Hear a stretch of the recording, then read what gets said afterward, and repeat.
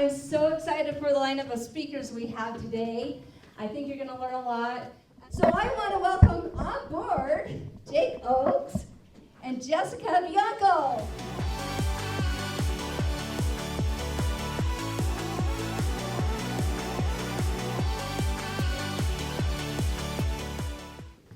Thank you, Angie. Who's excited for Liberty Summit? Okay. I had this idea come to me that I felt like we just needed, at the beginning of the year, just this powerhouse pack of lots of topics that will be both practical, that you could use in your life, and also principles that are going to empower you. We've got an amazing lineup. We're excited for you guys. Liberty United was founded in 2021 after I realized that there was a need to do more than just rah, rah, rah rallies with protesting the lockdowns. We need to educate. And that's what our platform is. We appreciate your support. We've got an awesome lineup. I'll let Jessica tell you a little bit about Kimber Academy, the other host of the event today. Okay, thanks everyone for coming out and supporting this. When Jake called me and said, hey, do you want to partner on this event? I said, yeah, this is great. Beginning of the year, get people ready for legislation and for what's coming. We've got a new administration. So I think it's a great time to come together so that we can prepare and how we can be really proactive and have a positive impact in our communities. So Kimber Academy, if you don't know, I am the owner of this location here in Linden. It was originally created by Dr. Kimber and his wife, Julianne Julianne Skousen Kimber. She's the oldest daughter of Cleon Skousen. And 6 years ago, we came across this wonderful, wonderful program, and we just let off with it, and we love it. We've supported Jake in other events, and we're just happy to educate and gather the youth and get them ready to be the leaders in the future. So thank you so much for coming, and I hope you guys enjoy what we've put together here today. I'm excited to announce our next speaker. This is Carlos Packard. Carlos has been married for 34 years, has 7 children and 10 grandchildren. He published the 30-year anniversary edition of the 5,000-Year Leap with a foreword by Glenn Beck in 2009. He also released the U.S. Constitutional Coach Kit on DVD-ROM with over 60,000 works in American history. He stepped back from his business briefly to focus on family, but had to come back to educating about our founding. Welcome, come on stage, Carlos Packard.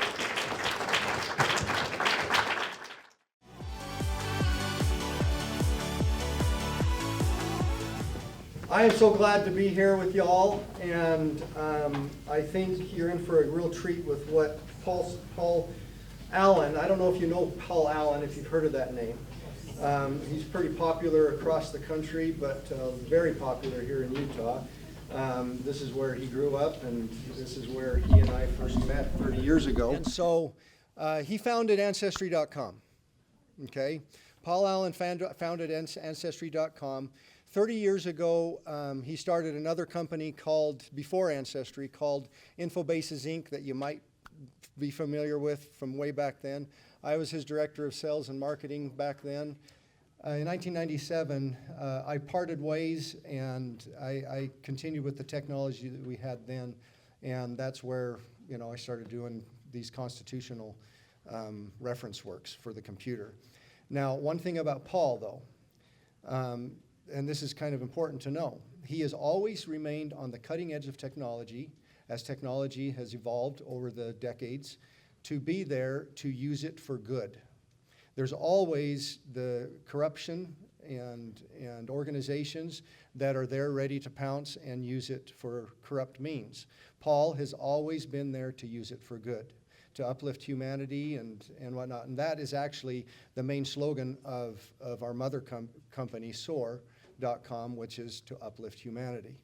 And we utilize AI for uplifting you wherever you're at, in whatever part of life you're at, whether it's the family, whether it's the workplace, whether it's in politics, or what have you. And so that's what we're doing. So I'm going to show you a program here. Oh, you're on a... Now, I might need some help. Here we go. This is the first time that I have actually presented on a Apple computer.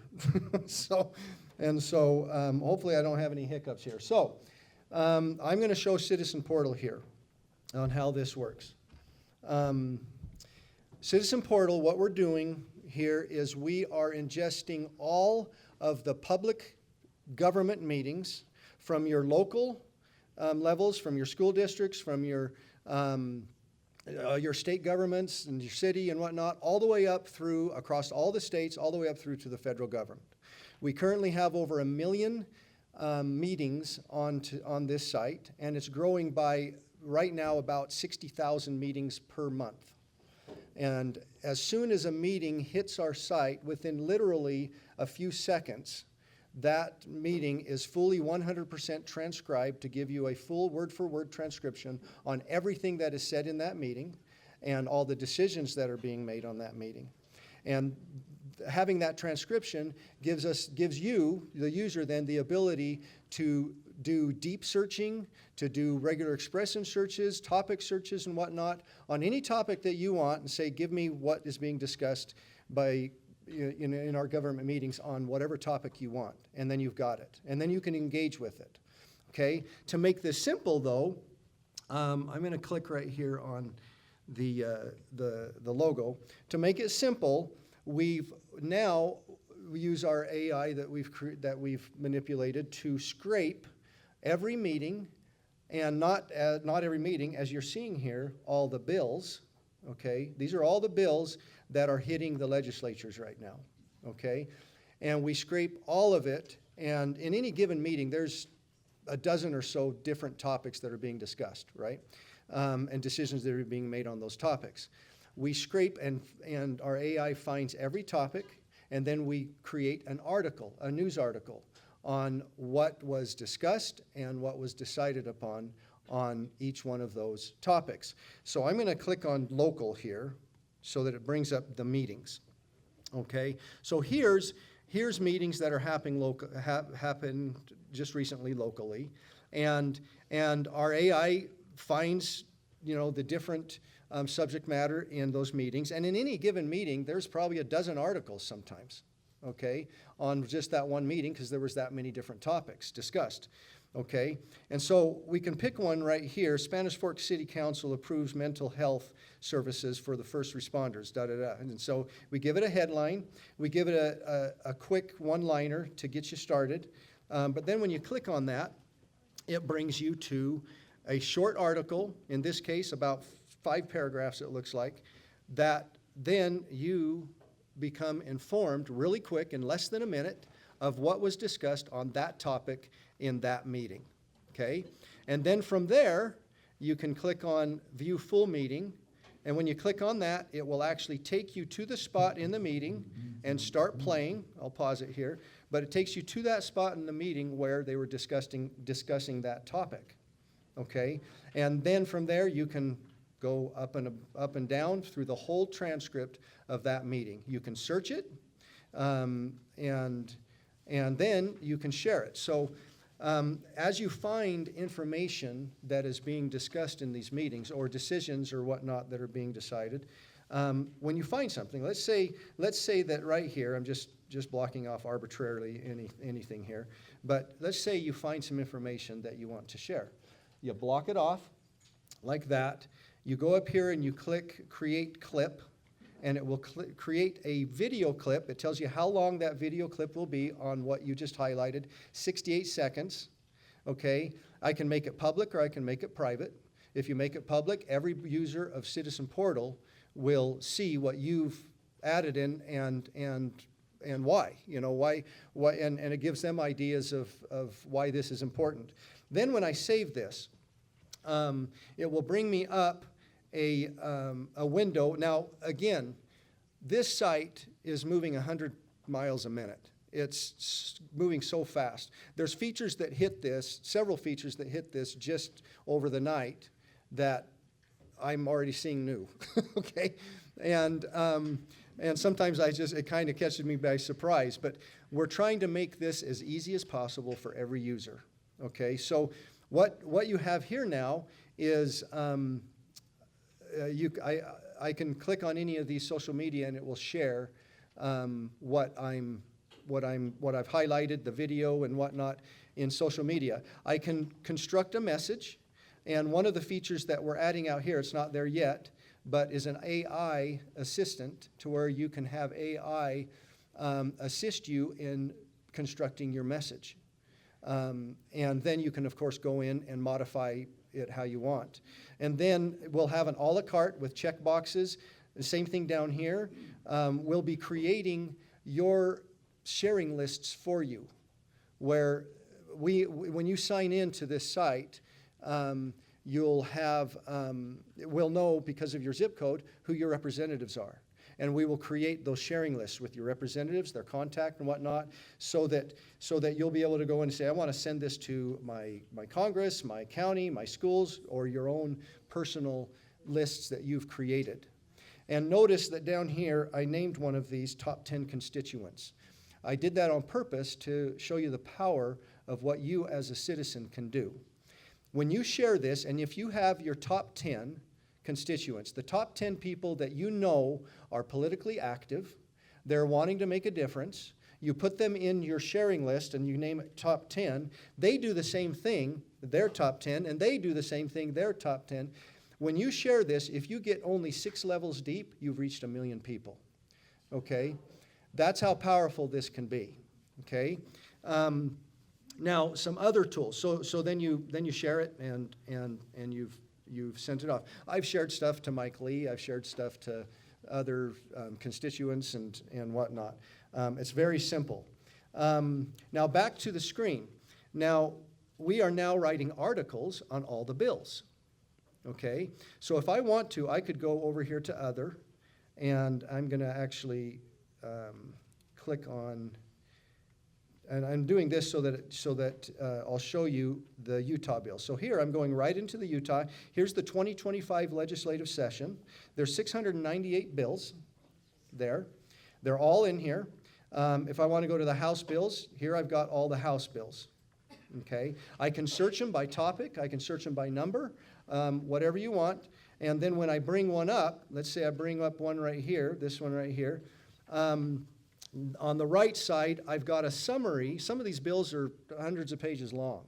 Okay, here I've got a summary, just a quick summary and rundown of what's in that bill, so you can be informed real quick of just the main subject matter. On the left side, I can go by page through the whole bill, and this is the original format of that bill. But then notice what we did over here. I've got the transcript, and that gives me the full transcript of the bill. And then right here, constitutional alignment. Now keep in mind, it says beta. This is in beta. We realize that we're still massaging this. We're meeting with constitutional experts and bill experts to make sure that our analysis is as perfect as it can be. Okay? But I click on that, and it gives me an analysis on that bill. I can choose whether it be the state Constitution or the federal Constitution. And here I've got the state Constitution, and it gives me a brief summary. It gives me some articles where it's finding some conflict in that bill out of the state Constitution, and some amendments, some clauses, what have you. And then down below, it gives you a score that represents where there's some conflict. It tells you where that conflict is in the state Constitution, and then some rationale behind that. Now remember, as I said before, this is in beta mode, and we're still working on that. But I think it does pretty good, okay? And then we also created this bill alignment tool for committees, for think tanks, for individuals that are writing bills before they actually submit it to Congress.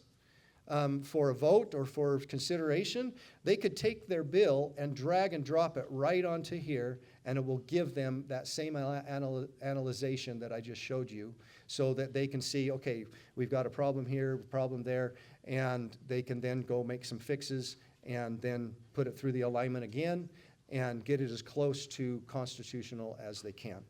Okay, and so we're providing that. Now, to sign up to this site is free, okay? It's, And currently, how it works is when you sign up, you get everything locally free. There is a subscription, though. And later on, Jake will throw up a QR code that is attributed to Liberty United, where if you sign up under that code, they will get a percentage of the subscription. The subscription gives you, if you subscribe, it gives you anything outside of your state, okay, up to the federal levels. And eventually some other tools that we're adding. One of the tools that we're adding is a story builder, to where as you're going through all these articles on the bills or on the meetings or what have you, you'll be able to flag and tag certain sections and things that are concerning and that you want to, and throw them into your story builder, and then have AI write an article. Every citizen becomes a journalist, okay? And then you send it out, okay? And then we're also adding with each meeting and with each, in fact, I think I could probably show it here. Let's bring one up. I'm going to bring up the full meeting. I hope they have this done. We were showing this off yesterday. And yeah, so we got meeting articles right here. Oh, it brought me into the meeting. It's place. And so when you go into a meeting, I've got meeting articles, and you'll have another one that says bill articles, and it'll list out all the articles that have been created off of that meeting on the different subject matter in that meeting, okay? Over on the left side, it's not there yet. We just discussed this week. This, like I said, this is moving 100 miles a minute. Over on the left here, we will have a message board where anybody will be able to go in and comment on concerns, on things that they're seeing in the meeting or the article or the bill of what's being decided on, and start to have some social aspect to that, and work together in your community and say, let's work for this change. You know, you type in your messages. And so we're working on all those features. The site has been up for about 2 years, but literally in the last month, we've created a complete overhaul on the features and where we're going with this. And so anyway, that's the site. There's so many other things that I haven't shown you, but because there's so much to it. I mean, there's this section right here. If you really want to be educated on founding documents, founding fathers, and be able to take it with you wherever you go, as she mentioned, I've developed over 70,000 works of American history, all electronically, and I'm putting them all right here, okay, so that you can go in, and if you are a subscriber, you get all this for free, okay. And so this one, for instance, just to give you an idea, Firsthand History of America. This has over 1,200 documents and works of American history, starting with Magellan, Coronado, Columbus, the Discovery period, and taking it all the way up through. And so when you hit the Civil War period, there's 58 works there, and all of them are written by people who lived during the Civil War period, were experienced and took part in the different battles and the different events that took place, and so they're all firsthand original source accounts. And you take these, you just download these. They work on your Kindle reader. They work on your any ebook reader, on your iBooks reader for the iPhone, whatever it is. It'll work on your device. So these are just all different tools that we're adding to this. And I think that's my time. But that's what we're doing. So thank you. Okay, thank you, Carlos. Thank you for all your work you're doing. Okay, I'm excited to announce our next speaker, Carlton Bowen. I actually met him at Liberty United, and he was running for Senate. And then I ended up on a text thread with him, and then everything he says I completely support, even when people are going against him, especially when it came down to guns. Anyways, the information here I have on Carlton is an honorable veteran. He is a lifelong conservative, Republican, now independent American, and serves as the Utah County Chair. He is passionate about lovers of Constitution and ran as the only pro-Trump U.S. Senate candidate in Utah last year. Carlton made history by being the first third-party candidate for that race to qualify for the debate. He has been married for 37 years, has 6 children and 14 grandchildren, with 2 more expecting this year. Welcome on stage, Carlton.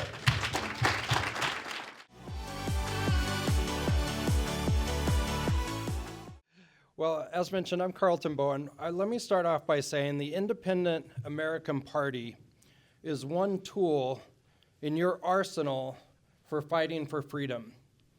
And near the end of my talk, I'll share with you how that is possible.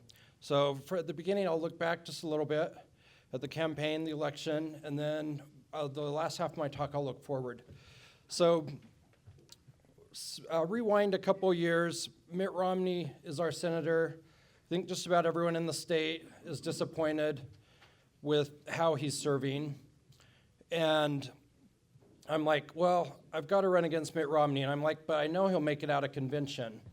So I'm like, well, I'll run as an independent American. At least there will be a choice that way on the ballot. But then Mitt Romney announced he wasn't going to run. And Trent Staggs, I read the news a lot, and I knew about Trent Staggs' declared candidacy, and he sounded pretty good, actually, pro-Trump and everything. And so I was like, well, maybe I'm off the hook. I think I'm off the hook. But then as it got closer to 2024, I just had this nagging keep coming up, and that I should run. And then it just got really strong, like the last week or so of December, the first week of January. And so I'm like, well, fine, I'll just look up when the filing window is and run. And so I looked up when the filing window was, and it was that week. They had moved it, like the filing window has always been in March. And they had moved it up for some offices, including federal offices, to be in January. So I ran to file. I didn't know that I would be the only non-Democrat because as you probably know, Trent Staggs unfortunately lost in the GOP primary, and John Curtis is a former Democrat. So you had Carolyn Gleick, who was the Democrat, and you had John Curtis, the former Democrat, who, by the way, notedly did not publicly endorse Trump, and who, while elected as a Republican to the U.S. House, because he switched parties when he ran for the U.S. House and got elected as a Republican, had openly called for Trump's censure. Yeah, and for an impeachment investigation. And so this is who the Republican nominee ended up being. So you had the Democrat and the former Democrat. So at that point, I was really glad I'd run to file. That I'd filed to run. And so then, as Jacob mentioned, I made it into the debates. So first of all, just going back a little bit, I never expected to win. Like, I had these really strong promptings to run, but I also had this really strong prompting that I wasn't going to win. And that's a little bit discouraging, like, why spend a bunch of money, time, and effort? But I felt like it was the right thing to do, and I feel like as a candidate, we have an obligation to do our part to get our name out there and to let other people know what we stand for.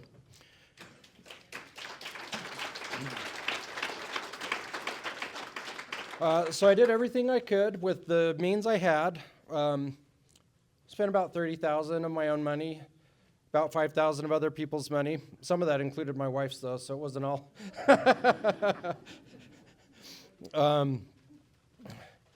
But we did everything we could. We did radio advertising, we did billboards, we did banners over the freeway up and down I-15 from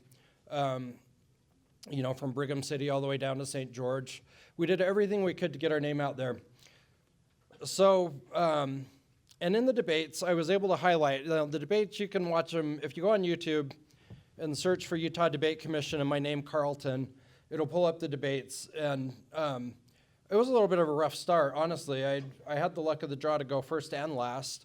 They do like a, drawing straws type thing. And, but I kind of flubbed it on the beginning. I had a little pause, and I just really felt like I didn't do good in the beginning. But then, as the debate got going, I had the opportunity to say the things I wanted to say and to really point out that, number one, John Curtis didn't support Trump, which I think most people didn't know and still don't know. And number two, his association with the Democrat Party and some of the causes he had championed as a Democrat. So his big thing, as a Republican. So his big thing once he was elected as a Republican was the climate thing. Basically, he started a climate caucus. He called it conservative, but his big thing was going to the UN meetings and all of that and kind of trying to get Republicans on board with the UN climate agenda.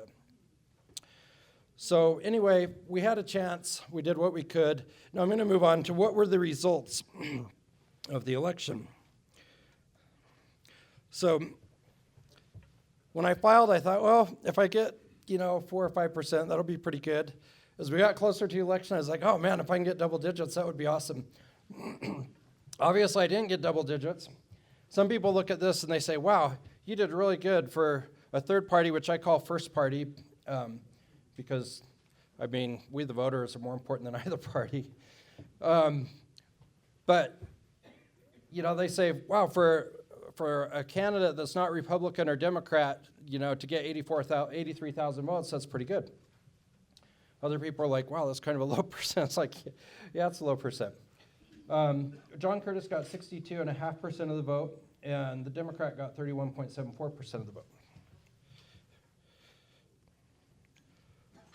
So did you know that John Curtis got more votes than Donald Trump?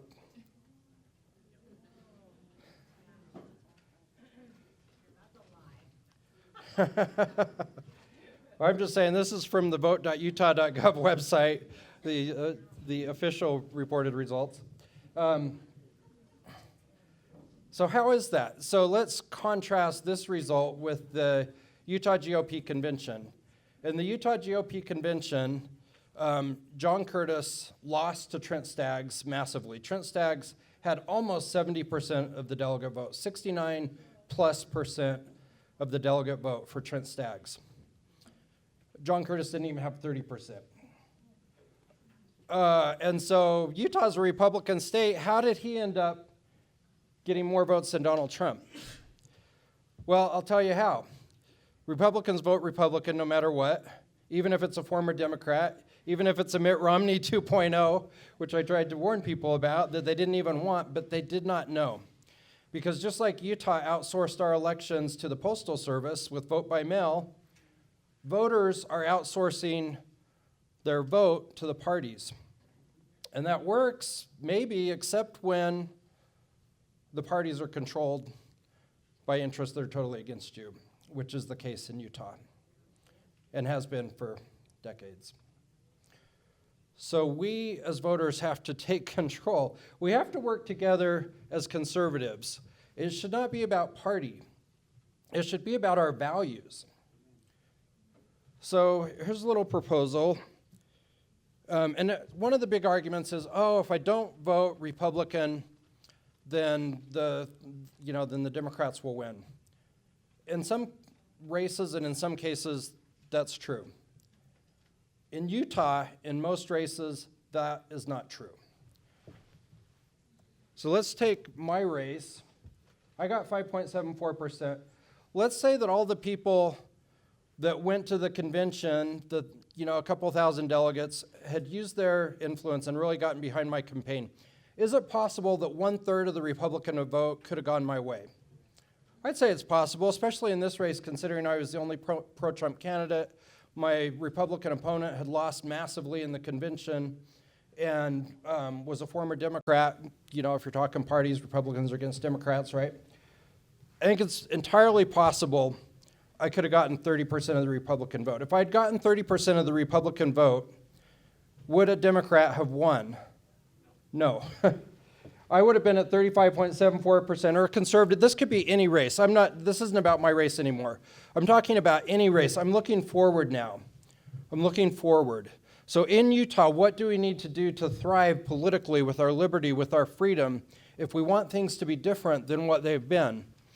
And so what if we were to work together as conservatives, and when there's a good conservative that wins the GOP primary, great.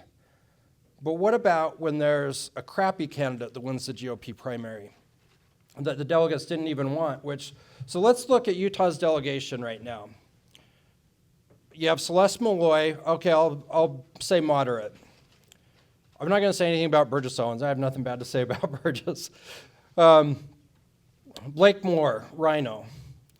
Mitt Romney had been Rhino, and John Curtis, Romney 2.0, definitely Rhino. Spencer Cox. Does Spencer Cox represent our values? There you go. So, Lieutenant Governor, all the way out of our statewide and federal delegation, I would say hopefully we have 2 solid conservatives. We have Mike Lee, and hopefully Mike Kennedy turns out to be a solid conservative. So we have 4 federal seats, and we plus the 2 senators, so we have 6 federal seats, and then we have the 4 statewide state officers: governor, lieutenant governor, treasurer, all that, auditor. So we have 2 of 10. So are we a 20% conservative state? Clearly not. So we have to get past this notion that voting third party is going to cost us. I think it's actually going to help us a lot. And again, I call it first party. Because before there were either party, there were just independent American voters voting based on their values for the right person. So Utah's a conservative state. You can vote IAP without Dems winning. And again, the Independent American Party is unique among third parties. We're a conservative party, both socially and fiscally. I know the Libertarians, are fiscally conservative, but they're not socially conservative.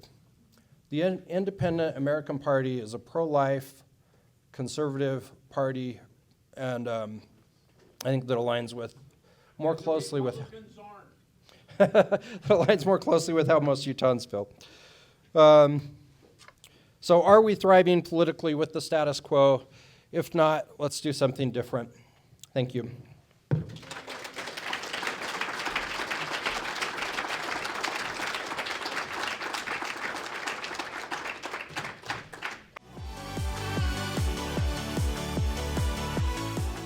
On stage, Tori Spencer.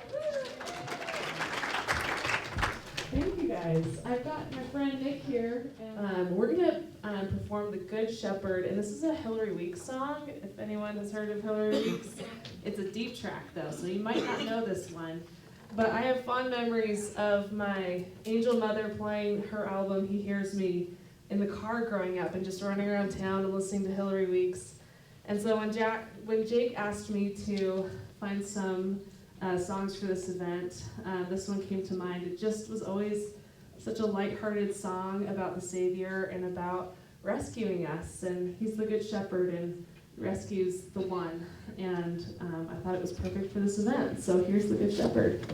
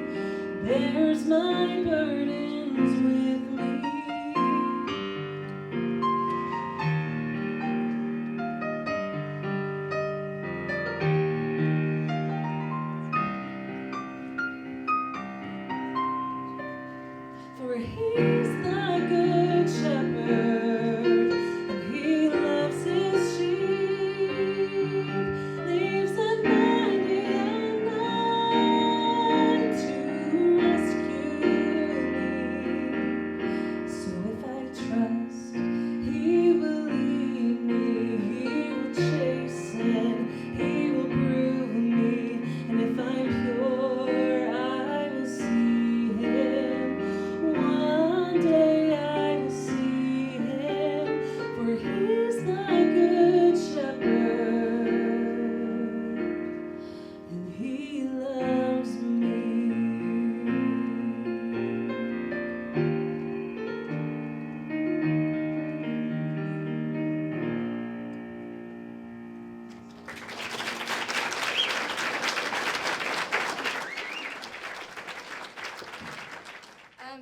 Jacob Oakes is the father of 2 beautiful children. He is the state vice chair of Independent American Party and co-founder of Utah Liberty Council. It was, in what little free time he has, enjoyed producing music. Oh, I got to be a part of one of his music videos too, that's kind of cool. But anyways, and directing music videos. Jacob has rubbed shoulders with several national scholars who gives thumbs up on his educational material. He is the director and founder of Liberty United, which he started after he saw the need to get more at the core. And he also organizes events. So come on up, Jake.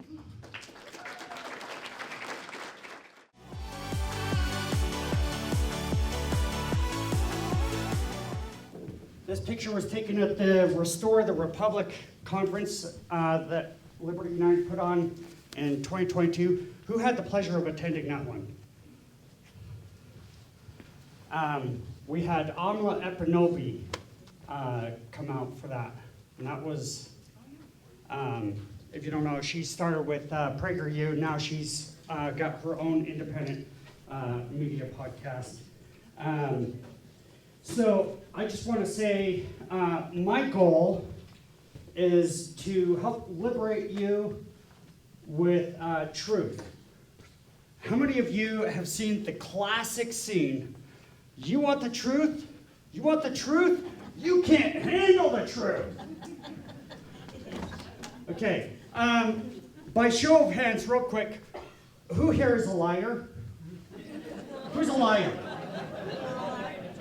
Okay, now look around the room. Those that didn't raise their hands are liars. Okay? Every single one of us, even if it's just small little white lies, we tell ourselves, I'm healthy, while we were sneaking in those peanut M&Ms,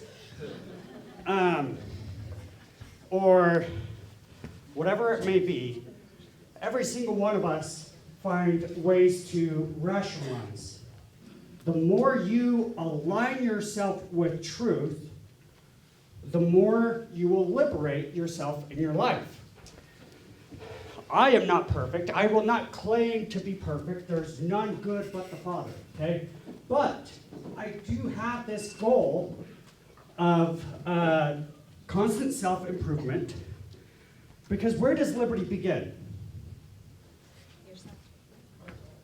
In the self. Can we have liberty if people don't know how to self-govern? So my goal is to allow us to accept truth. And there's some false ideas that even conservatives accept. We often think, it's the Democrats ruining our liberty. Those Democrats! I got news. I'm actually really curious, and if you are, I'm gonna give you lots of praise. Is there any Democrat in this room? Okay, see? Let me just make a point. I oftentimes talk about things that in the conservative movement we could improve on. Why are you bagging on the conservatives? Why aren't you talking trash on the Democrats? It's a waste of time. If we want to preserve liberty, it's us that is going to preserve liberty. And we need to embrace truth and get rid of rationalization that we accept, okay? Now, Liberty United was set up to help found a platform that would educate on principles, okay? And so with that, I'm gonna mention my board, but real quick, I couldn't do it without my core motivation, which is God and family.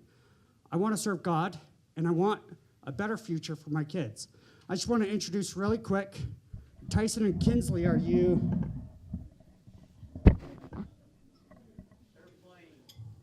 They're coming. Okay, come up front, guys. Look at these cuties. Just give them a round of applause. Hey, Tyson, what do I call you? My little Liberty Defender. My little Liberty Defender. These two are my motivation. Okay, you can go play. Another thing that really helps putting on these events, you'll notice that you go around the conservative movement and you ask, okay, I'm gonna get on my soapbox for just a minute. Bear with me. You ask around, who's the event guy in the Liberty Movement? Oh, Jacob Oakes. That's him. He's the event guy. I want to attract new faces. Utah has conservative values. There's just a complacency issue. So I want to get people excited about learning about liberty. And if I say, hey, do you want to go sit in some boring classroom and hear about the Constitution? Bueller. Are we going to get people out to hear about that? No. I have a tough time even getting patriots excited about learning. And so my goal is to make events more than just a boring seminar, but add music, add entertainment, make it more of a production. And what really inspired that was Mark Skousen going to Freedom Fest and seeing, oh my gosh, freedom can be exciting. Give it a round of applause real quick for Mark. I'll talk about Freedom Fest more at the end, but these events require a lot of work, so I just want to give some recognition to my board. If you're on the Liberty United board, go ahead and stand up so we can give you some recognition.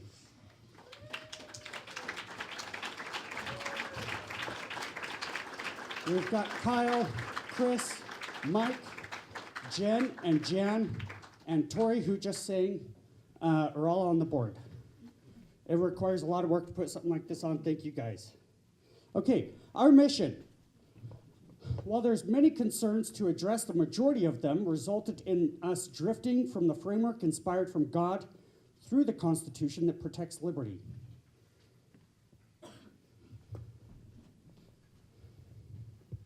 All right, story time. Oh, by the way, someone want to read this meme? Volunteer, right here. I love your Southern accent. Doc, it hurts when I touch my shoulder. Well, then don't touch it. Okay, that'll be $60. That sums up our medical system right there, okay? Sometimes I feel like, though, we do this a little bit in the liberty movement. Oh, there's this great issue. It's so scary. Fearmonger. There's this issue. We need to go put some Tylenol and put out the fire and address the symptom. And there's a lot of fires. If we don't take time to put out a spark, we don't want that fire spreading more. And so I'm not saying that we ignore a symptom that could turn into something much bigger. We do need to address and give attention to certain issues that are arising, but we're not spending enough time addressing the core. So story time. In 2022, after many years of ear infections, horrible sinus infections, who gets a lot of sinus infections? Aren't they just awful? Oh, it's not just a stuffy nose, you get this pain up here. It's awful. Anyway, I finally had an ENT say, hey, I think I have something that'll help you. Let's get sinus surgery. You also have a deviated septum. We're going to go in and we're going to surgically reconstruct your nose to make it more straight. We're also going to go in and burn away a whole bunch of cartilage up here and in here, open things up. That'll reduce the sinus infections. Oh, man, that was painful. You don't think about how many nerves you have in your face, but oh, man, sinus surgery? I don't recommend it. Did it help any? No. Fast forward to 2023. I had either a sinus infection or a ear infection that started to spread through the mastoid bone and was brewing enough that I was really lucky, and I got viral and bacterial meningitis at the same time. I spent a bit in the hospital, and I was being pumped. My IV was being pumped several times a day with all sorts of heavy antibiotics, I think maybe 8 times a day, and then other concoctions because that was giving me a lot of side effects. So then they pumped me full of other crap to address those side effects, and then things to address those side effects. Okay? About a year and a half ago, I lost 40 pounds.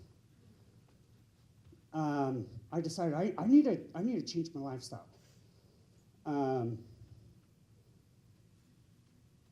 If you ask my friend Kyle if I still eat junk food, he'll rat out on me. I'll still eat occasional junk food and treat myself. I actually want to get to a point where I eliminate sugar because it's not good for us. However, I've started making a lot of lifestyle changes. I go to the gym. I try to eat healthier. I've been doing a lot of things that I realized, why was I getting so sick? I'm on the outside seemingly a young, healthy guy. Why was I always getting sick? Inflammation. None of the doctors were addressing. They're like, oh, it could be this, it could be this. And all they're doing is looking at the symptoms. Nobody addressed the core. I had a lot of inflammation in my body. My sinuses were inflamed. Other things were inflamed. I had a lot of inflammation. So it's time we get at the core. Freedom versus liberty. Are they the same thing? Who uses them as synonyms? Okay. So what is freedom? Freedom is your God-given gift to be a sovereign agent. You're a free agent, free to make choices. But just because you're free, does that mean you don't make stupid choices? Could you be free and go eat at McDonald's 3 square meals a day, 365 days a year? Could you be free and be doing that? You'd be free because you have that freedom to make that choice. Eventually, you might begin to limit your freedom if you become 600 pounds and bedbound. So sometimes our freedom and bad choices could lead us down a road of even limiting our freedom, not just pursuing liberty. But liberty is when you use your God-given gift of being a free agent to pursue a path of timeless, and I'd say even eternal principles, to empower yourself. Cleon Skousen said, freedom plus morality equals liberty. That's what got me thinking about this idea. I said, oh, interesting. I've always heard the two words kind of used interchangeably. But Cleon is saying liberty is something different. But wait, he's still not defining liberty, though. He's saying this plus this is liberty. So liberty is something over here. It's something separate. It's something greater. But what is liberty, though? And I said, after thinking through it, we further empower ourselves when we apply timeless principles. So liberty is power. When I talked about reading our mission for Liberty United, I mentioned that the Constitution is a framework. But really, why do we care about the Constitution? It's an 18th century document. It's a piece of parchment. Guys, it's just a piece of parchment. Why do you care about the Constitution? It's just a piece of parchment. What's so good about a piece of parchment?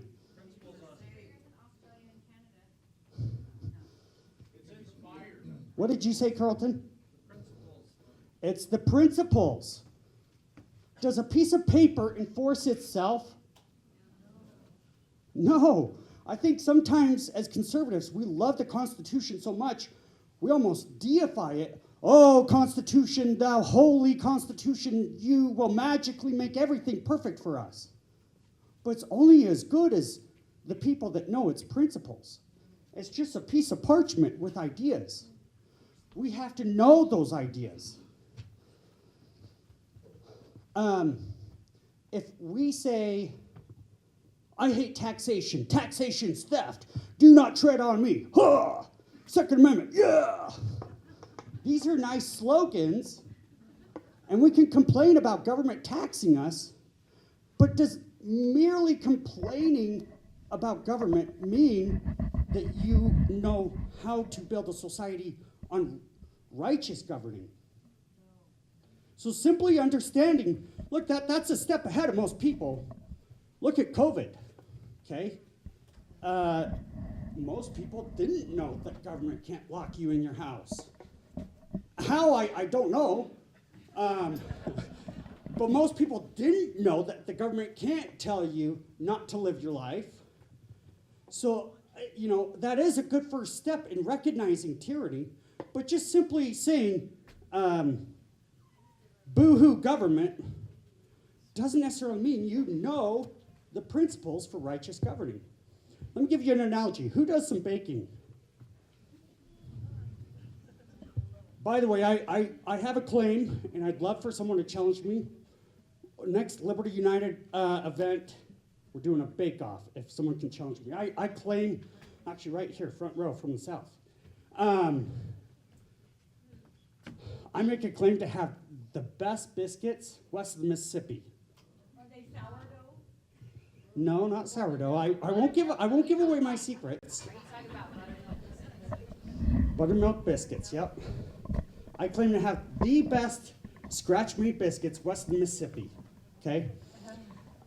It took years of fine-tuning. There's always a basic starting point to any recipe. You have your basic components, okay? But what made them, I claim, the best was years of tweaking and tweaking and tweaking. There's a formula, AKA a recipe.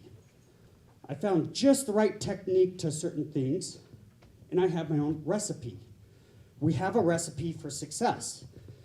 So when we bake, we could line people up, and if we compare it to COVID, we could have people bite into a bunch of a plate of cookies over here that are burnt and go, tastes fine to me.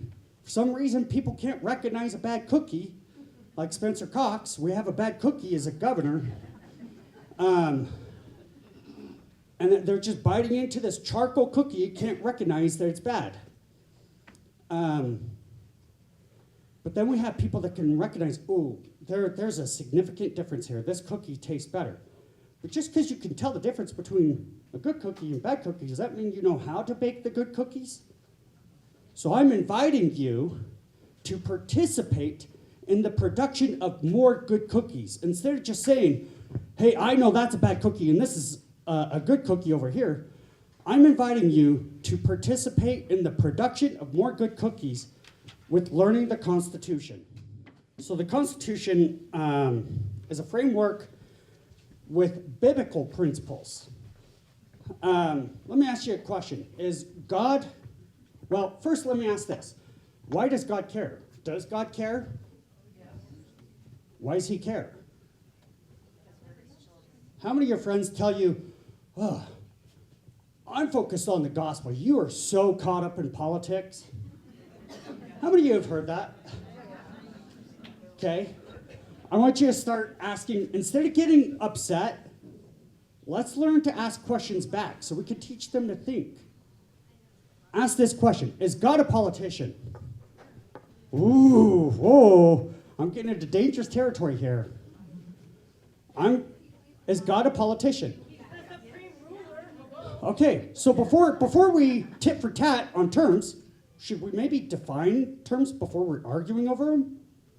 What is a politician? A politician is an expert in the science of governing. Does God govern? Yes. And if God governs, would he not be an expert? So is God a politician? Does God care about politics? The plan of salvation is political.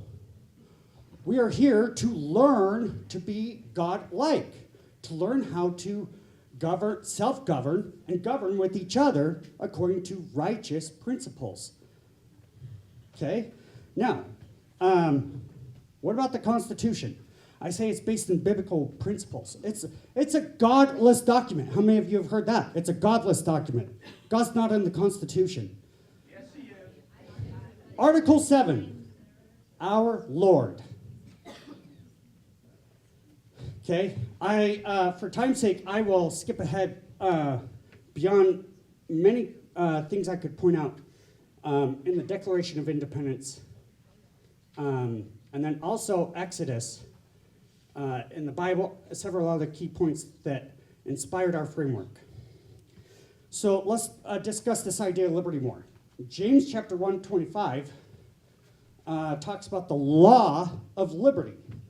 Okay, liberty is not just a good philosophy; it's an eternal law.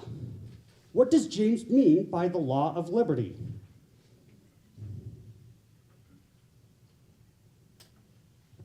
So James 2:12, he says, "So speak ye, and so do, as they shall be judged by the law of liberty." James 1:25, "But whoso looketh on the perfect law of liberty, and continueth therein, there being not forgetful here, but a doer of the work, this man shall be blessed in his deed." Galatians 5:13 says, "Ye are called to liberty." So we have established that God has called and commanded us to liberty. Liberty is power, and the Constitution is the framework for that. Here's a question for you. Does the Constitution grant you rights? No. Starting today, each of you swear to remove from your vocabulary my First Amendment right, my Second Amendment right. Why do I say that?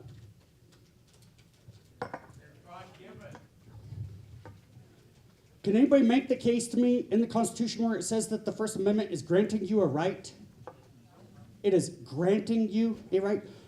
Our rights do not come from government, nor do they come from charters.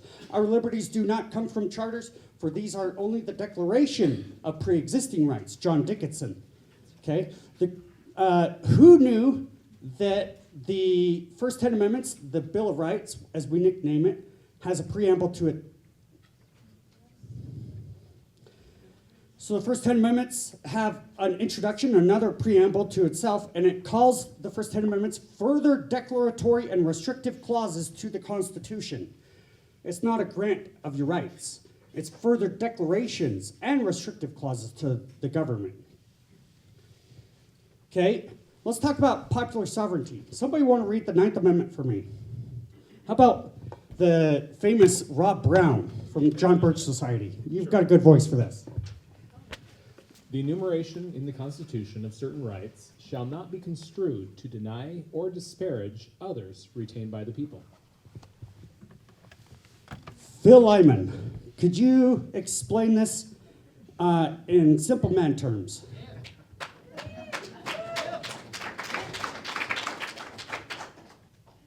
People have inherent rights, and any government that wants to trample on those is an illegitimate government. And I guess if people don't recognize it themselves, then they may as well not have them in the first place. I like that. Perfect. Let me get into federalism really quick, and then I'm going to wrap up. But I've got this very funny video to demonstrate something. Watch this. Oh, somebody's home today. Hey, how you doing? Hi, we're with Unchap. I'm gonna. Now, we just I'll want to set one right here so it brings bring a attention. letter here to you. Oh, so you can't have the trailer in the driveway? Apparently not. That's the word that we got back at Unit 3. But the trailer in the driveway's got to be somehow. There's got to be a structure around it, I guess, or it's got to be in the back. Okay. The garage And doors what else you say? Just the garage doors open a lot. They said that's the word that they had down there, but. I don't see everything else looks great. Well, you might want to move these out of here because it's a fine line on potted plants. You know, and we try to be as reasonable as we can, but get rid of those too. They just look for things like that. You know, that's Potted plants? You guys work for Obama or something? For Obama? Obama? No. No, we're not Obama. That communist. Oh well, you know. Anyway, we just moved here. I thought I'd put this out there for some color and stuff, but hey, I'll move them. I don't give a shit. Well, I've never heard in my entire life. I mean, this. But I'm pretty sure the color purple in the front yard is not allowed, so you might want to trim, just trim the flowers off. That'd be, and It you was know. actually violet. You're kidding me. I mean, that's the way it was when I moved in here. Right. Yeah. Oh. I don't want to bring up so many things, but guys, you know, it sounds like we're... feel bad. It sounds kind of seems. Hey, you gotta move these plants. Hey, you can't have purple flowers. Sure. I mean, that is the most communist shit I've ever heard in my life. Just Yeah. can't believe this. We're just kind of. I mean, the trailer, I can see the trailer. That ain't no big deal. That's my race car. I'm selling it anyway. As soon as I get rid of the race car, I'll get rid of the trailer. Yeah, we were gonna mention that you needed to get rid of the race car too, but Oh, don't tell them that. What do you mean I, get rid yeah. of the race car? there's no Well- race cars allowed anywhere in this area. This is, in matter of fact, this is a non-race car allowed territory. If it's inside my garage? Even if it's inside, It's got letters on it and it looks hot, man, we gotta cite them. That's all they tell us, cite them. But we're gonna get out of your hair. I wanted to make sure you had that. This is lawn, then brand new why sod. pick them on, why? When they moved in here, they just put a brand new sod in. Right. Can you test it? You guys are kidding, right? Am I on TV or something? Do you like those kind of TV shows? Because if you look across the street over there, there's a camera pointed at you right now. I'm going mad. Okay, can anybody guess why, that was funny, but why did I take the time to show that?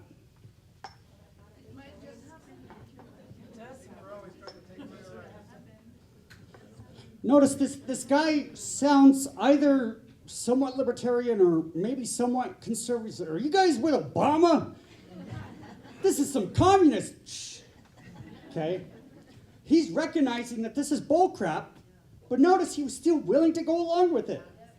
I mean, you know, okay, I guess, all right. That's what we do with the government. They wear hard hats and some kind of vest. They act like they're some kind of all official. Your state legislature tells you, we're doing this. And we go, I don't like it. I don't like it. Please don't. Please don't. But we ultimately go along with it. We need to stop going to, well, actually, let me get into that more. But let me have someone read this quote from James Madison, Federalist number 45. How about you, Garrett? The powers delegated by the proposed Constitution to the federal government are few and defined. Those which are to remain, state and government, are numerous and indefinite. The powers delegated to the federal government are what? Few and what? Defined. Not arbitrary and mysterious. It's defined. How do we know? We have this thing called a constitution. It defines their powers. Okay? 10th Amendment says the powers not delegated to the United States by the Constitution nor prohibited by it to the states are reserved to the states respectively or to the people. The Constitution is a compact between who? Who created the Constitution? The states. Okay? A lot of times you'll hear the people. No, the people delegated authority to the states, and then the states created the Constitution as a compact together. Now, can a creation be greater than the creator? No. Now, the creator may give some limited power or authority to the creation, to something it created. The compact that the states made, called the Constitution, created something called the federal government. Does the federal government get to decide the extent of its own authority? No. The states control the federal government. Okay? Here's a question. Is socialism constitutional? We know it's bad, but is it constitutional? No. What about if the people vote for constitutional measures? No. Why? How? Can anybody make a case using 2 amendments? Greg. The Constitution says that we have the right to property. They call it pursuit of happiness. Property is commonly held under social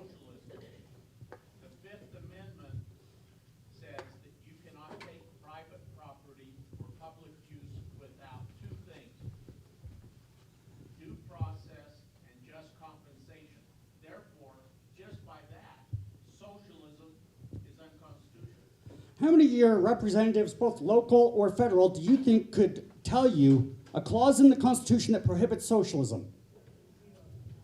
Okay, I'd invite you to visit during the lunch break or at the end of the event to get this book, The Constitution, with other publications. How and Why Promoting Socialism is Unconstitutional, 7 Powerful Discoveries, and Benjamin Franklin's No Tax Plan.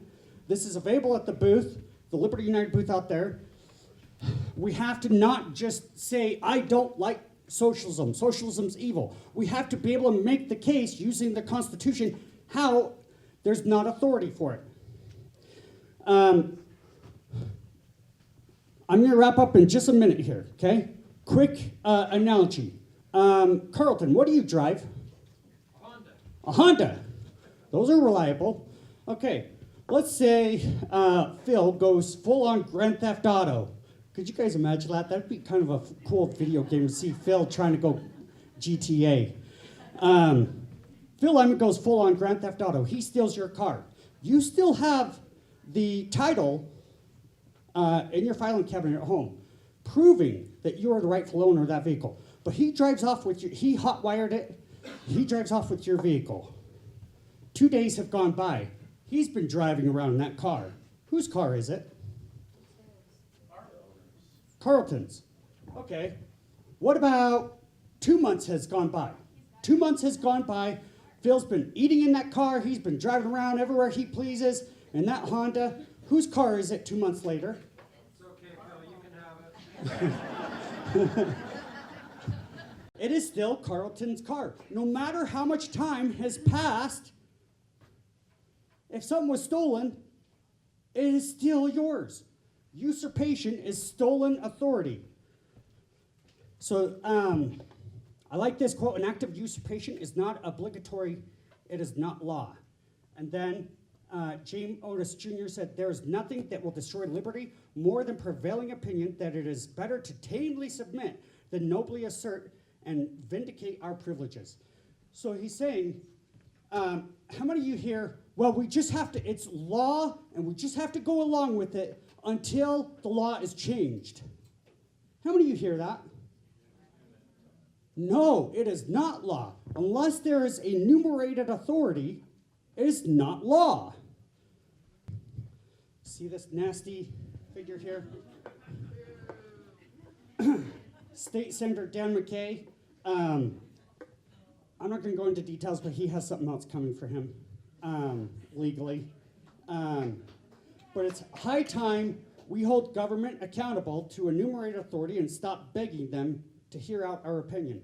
So the way that conservatives are approaching legislation is, dear Senator, I don't like this bill.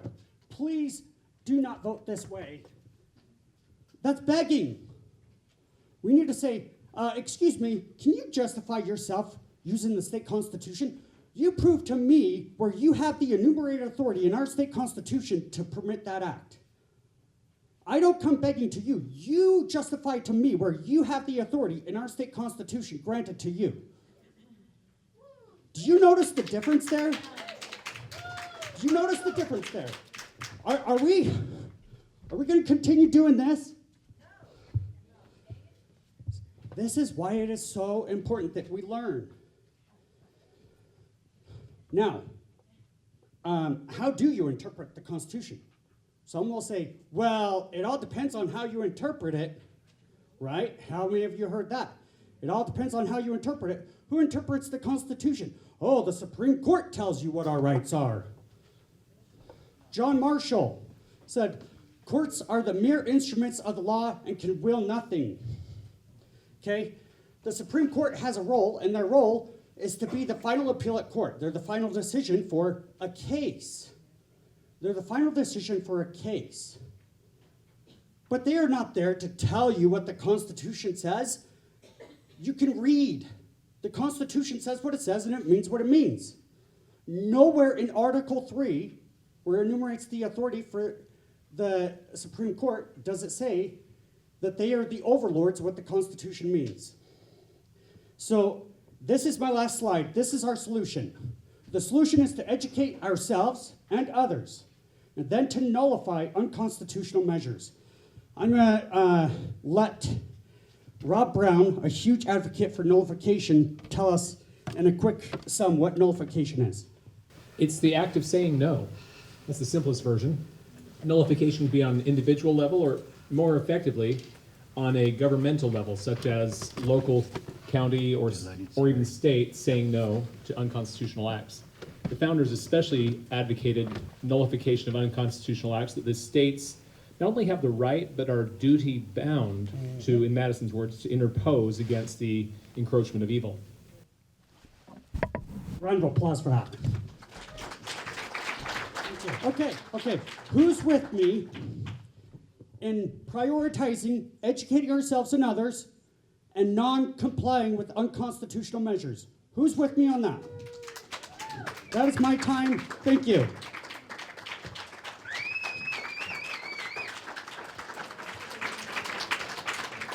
All right, our speaker that wasn't here earlier has arrived. Her name is Delane England. Delane is happily married with 6 children, 7 grandchildren. She loves having great health and energy and loves teaching others how to have the same.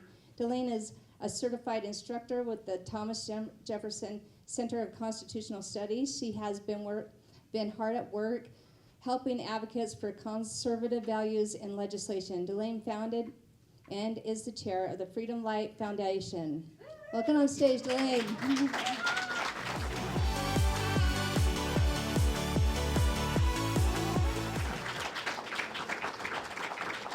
Thank you so much. Well, it is wonderful to be with you. It is so exciting to have such an amazing group of true American patriots who love our country, who love our Constitution, totally speaking to the choir. It has been it's actually been, which I don't think I've ever said this before, but it's been a fun session so far. I know we're just barely started, but at least there have been some really fun, positive days. We have some great bills that are wonderful. We have some new legislators that are so great. Utah County has elected Lisa Shepard and Kristen Chevrier, which are total rock stars. So give yourselves a hand for anybody from Utah County for doing that. Of course, there's a huge void that we will never be filled with Phil being gone, Phil Lima being not there. We absolutely miss you, Phil. But yes, please do.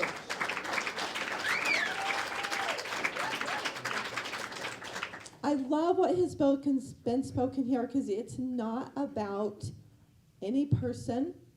It's not about individuals. It's all about the principles. It's the constitutional principles. That's what make it work. So I am going to share with you some of the bills that we are, nothing's all the way through. Nothing's started. And I managed to print my list of bills, and I managed to leave them sitting on my computer when I drove out because I was rushing. Been working on a really important bill this morning. I'm very concerned about it. We're going to start with HB 81. So I would invite everyone to get out your paper and your pencil and your pen or pencil. If there's a bill that you think, you know what, that's a really important bill to me, that's something I can really get excited about, I'd like you to write it down. I would love to have you help us and work together with us on it. That we need help getting bills, wonderful bills through. We definitely need help killing bills. You have one chance to kill a bill. Phil will tell you, as many of you will, once you get a horrible bill through, it is so difficult to ever go back and fix it. It's much better to kill it before it gets into code. So we're going to start with a few positive bills, because I like to start with a good vibe. So HB 81 is the fluoride bill. So this says statewide, they will take the poison of fluoride out of our water and stop poisoning us through our water. Sponsored by Stephanie Gracious. It's a great bill. It's doing very well. It's progressing along very well. So it's HB 81. Hopefully they say fluorosilicic acid, because that's what they actually put in. That's a really good question. Yeah. Okay, HB 122. Now this one, it's been on a lot of people's radar. So I'm not going to go into depth because this would take us literally, I'm not overstating hours. It's the National Guard, Utah National Guard military. We're working with Representative Burton. Representative Burton is a good guy. He as many legislators, we all know what we know. We all see from our perspective. This bill has a lot of problems to it. He's divided the bill into two.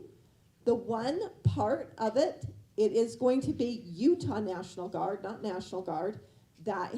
We've made some, I feel like that half of the bill is going to be really good. I'm very concerned about the other half of the bill, the Utah Sentinel lands. So we're working with him, and anybody who feels like they have an expertise in this, we'd love you to help. But I would ask everybody to stay calm on this until we actually have the two bills out, and then we can act from where we are. Because it's really frustrating when, people react on a bill that is no longer, or act based on a bill they misunderstand. So we're much more effective. We get a lot farther if we act from the actual bill. And since he's willing to work with us and negotiate, we want to really see if we can perfect the bill. If we can't, we're going to call and ask you, blast it, and let's kill the bill. What is HB1? It's Utah National Guard and Sentinel lands. It's really complex. It's very long. It's very complicated. If you, it has some good parts in there to protect the Utah National Guard, which we want to do. We want to make sure that nobody goes and builds the windmill, the solar energy things right next to the Utah National Guard, because that's what they do to keep planes from being able to take off. So we want some protections there. We want the Utah National Guard to have some autonomy and some power. We want to protect the Utah National Guard. We also don't want them to overstep where they shouldn't be. We also don't want them controlling the Sentinel lands. So we have to be really careful about that. We want to make sure that it's, again, aligned with the Constitution and principled and done correctly. So, like I say, the bill is now two bills. We think we're going to probably support one, and we're going to try to either just gut the other one or kill it. So, but you will hear more on that as we get, like I say, it's kind of in those stages, but I know a lot of people have been speaking out on it, so I want you to know, don't get worried, we are working on it, and I feel like I'm excited, we're making progress. Okay, HB 158, state sovereignty. This is an awesome bill by Lisa Shepard right here. It is an excellent bill that basically just says no international powers can come in and control. We can't make agreements. We will not allow international powers to come in, or international influences, or, for instance, now the governor can make decisions based on the governor, because we already have emergency powers for the governor. He or she has to make those decisions based on their own due diligence, their own research. They can't do it based on what the United Nations or the WHO or other international influences say. I know that this is a really important one. When we were going through the pandemic, I called the health department, both my county health department and the state department. I said, you know what? They're masking the students. I'm a school teacher. They're masking the kids. They're telling us we have to wear masks, which of course, over my dead body. And so I called the health department. I said, could you please cite what studies, what research you are using in order to make these mandates? And they said, oh, we're not using any studies at all. We just do what the WHO tells us to. I'm like, okay, that's not a problem at all, right? So that is what this bill will protect us, is that kind of stuff. The governor still, of course, has the power to look at those studies and say, okay, I agree with that, but he can't or she cannot do it based on, we're just going to rubber stamp what they're doing. So it really secures what we already have. We already have state sovereignty. We have it. But the problem is most people don't know it, so it puts it in code in another place. It brings in awareness. It helps people know. So it's a great bill. I want to go to something positive here first. SB 138 license plate reader. So this one, as you probably know, you're being tracked everywhere you go. There are license plate readers all over the place, and they're tracking your license plate. What this would do, now when they get that information, they have to actually do this crazy thing, the Fourth Amendment, they have to go get a search warrant in order to use the information. This bill is just a minor thing. All it does is say, don't bother with a search warrant. It just delays. Because the sponsor of the bill says, you know what, it takes 5 to 6 days to get a search warrant. I'm like, you know what, if it's taking 5 to 6 days to get a search warrant, that doesn't justify taking our constitutional freedom away. That means either the judges are not doing their job, because they shouldn't be taking 5 to 6 days to give a search warrant, or it means there's a reason they're not giving the search warrant. It's taking them that long to get enough evidence against someone to give it. So don't take our freedom away. So I want to just say this, you get a round of applause. Kudos to you, because of the outcry, because of the emails, texts, and calls, he held the bill. It's not dead. It's on life support. It's just held in committee. So he could bring it back at any time, but he's held because nobody wants to go in and have everybody vote their bill down. So that was because of you. So thank you very much. That was a big win. Another one is SB 75, family stabilization. So let me out. Yes? Sorry, where are you getting the information and how are you getting this information out? Sorry, this is my first time where you're talking about these things. Do you have a website? We have, okay, thank you for asking that question. Okay, so I'm with Eagle Forum. I'm also with United Women's Forum, but we have alerts that we send out. If you get on our website and register, sign up, we don't hound you very much except for during the session. We try really hard not to be obnoxious, but it's 45-day session, 33 days, 800, 900 bills. There's less this year than usual, which is awesome. But it moves really fast, so we usually send out an alert, oftentimes daily, and just let you know what's coming up and what to do about it. We give you the emails, the phone numbers, tell you exactly where we stand on the bill, what it does. So if you want to sign up with UtahEagleForum.org, you can go on there, just sign up. You will get the alerts. And anyone is also welcome to text me. I also do, I do a text thread where I will send an alert every morning and just say, here's what you need to do today. Being up there so much, it takes too much time to write an email sometimes, so I'll just do a quick thread. So you're welcome to text me and say I want to be added. My cell phone number is 801-330-0303. That's my real number. Yes? For those that don't know, Delane is one of a cadre of people up on the Hill, visiting all the committee meetings, talking with the legislators. They are the ones that are the point of the spear on the Capitol Hill. In the nicest possible way, to be a spear. Thank you. Okay, yes, family stabilization. So does that sound like a good bill or a bad bill? Who's not in favor of stable families? Who wants the freaking government to be in charge of your family? This bill is like, I swear, written by the S-man himself. It is so bad. SB 75. But again, it is a terrible bill, and it just overreaches into the family all over the place. And it puts into code, and reaches into the schools too, frankly, put into code that they have to give children playtime away from the parents.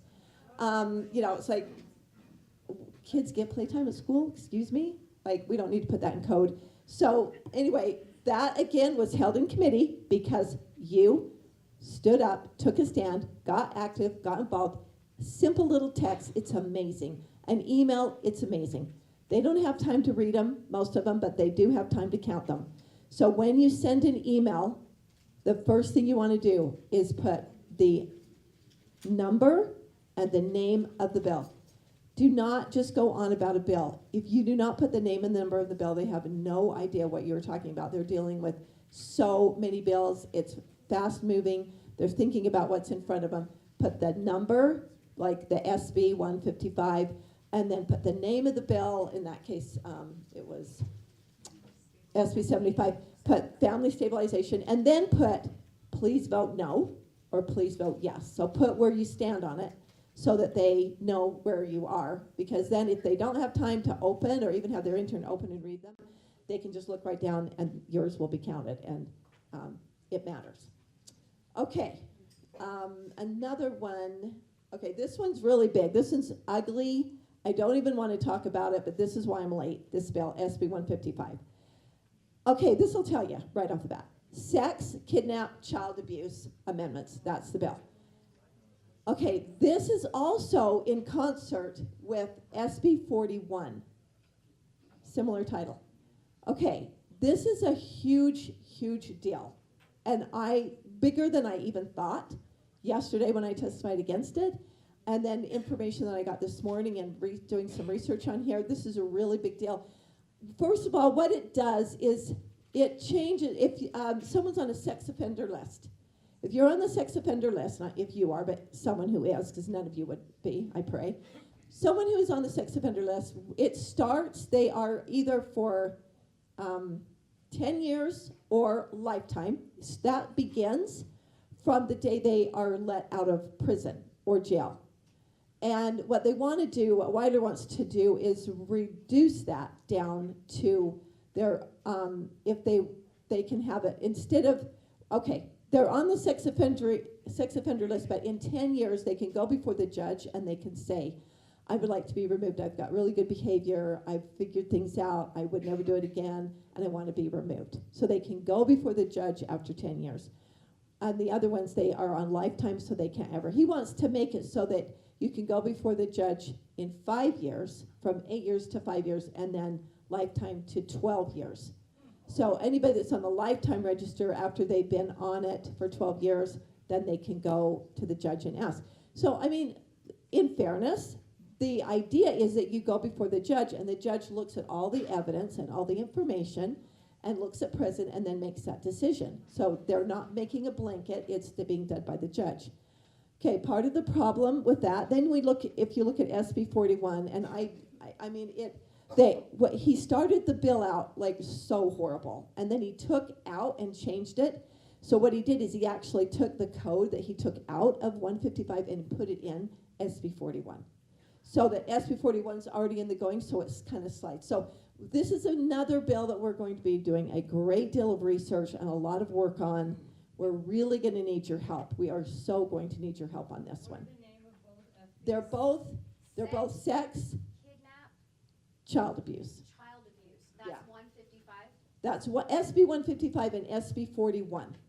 They're Yes. both called sex. Well, there has to be a slight difference, but I couldn't figure out what the difference is. Okay. But they're both basically called that. Yes. Okay, for everyone, I'll just let you know, I worked for the Department of Corrections for 30 years. I was in charge of managing the sex offenders and registering the sex offenders on the registry on a regular basis. There is no cure for sex offenses any more than addiction. So these people may go good for 5, 10 years, but that does not mean they will not perpetrate again. There is no cure for that. It's just our kids. Like, what's the big deal? It's just our kids getting reoffended or having them offend someone else. Like, here's the thing. There is a punishment. People need to be punished for their actions. There is redemption. You can repent of your sins, but you can't repent of the consequences of your sin. The sex registry is not designed to punish. It is designed to protect our citizens, our children, our girls, and our women. It is a tool of protection. And we have got to be ever so very careful with that. The And registry informs the citizen of the person's past, not their present thinking. That's the only way you're going to know about it and keep track of it is if you have that registry. without it, they can go become a soccer coach. They can become a teacher. They can still do a background check. It'll still show up. But they are out there in the neighborhood. They move in right next to you. You've got little kids. You have no idea. So this is, to me, a very big deal. And the more that we normalize and accept this pedophilia, this rape, sex abuse, the more we will have it. I say zero tolerance. I believe in redemption. I believe in forgiveness. I can forgive the person, but we cannot have them in our society to reoffend. Yeah. What is the name of SB 155?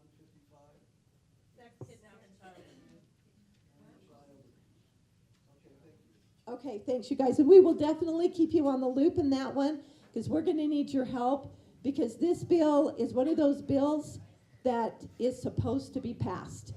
It's one of those bills that's behind the scenes. They want this bill through. So I'm asking you, we are going to need your help. The only way to kill this bill is with your outcry. What groups are pushing for this? Like, where's the support coming from? I do not know, but I will tell you this.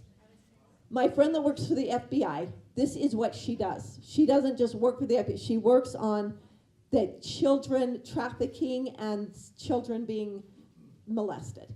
And she said that what is happening with these perpetrators, they get arrested, they go to jail. You don't go to prison when you get arrested, you go to jail. They sit in jail while they're waiting for their trial. They have their trial. It might take 6 months, 8 months, maybe a year at the most. And then what is happening most times, she says most times, I can't verify this, again, I just found this out this morning. She said most times those criminals, those perpetrators, are being let out by time served in jail, not in prison, with no classes and reforming their brain or anything like that. So this is a serious bill. Yes, Sophie.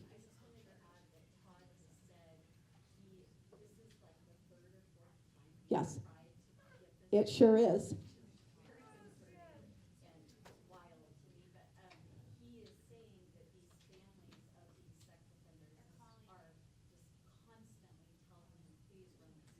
You know, I think they are. They testified yesterday. Several families testified yesterday asking, you know, my brother's not a monster. Give him another chance. I'm open to like looking at a registry that's like 21 years old or 24 years old or younger when they commit the crime. Maybe because their brains aren't developed, maybe they can reform. I know that the rate when a minor is a sex molester, that they do have more success with minors, that they are very successful. I can speak from my children who have molested by a minor.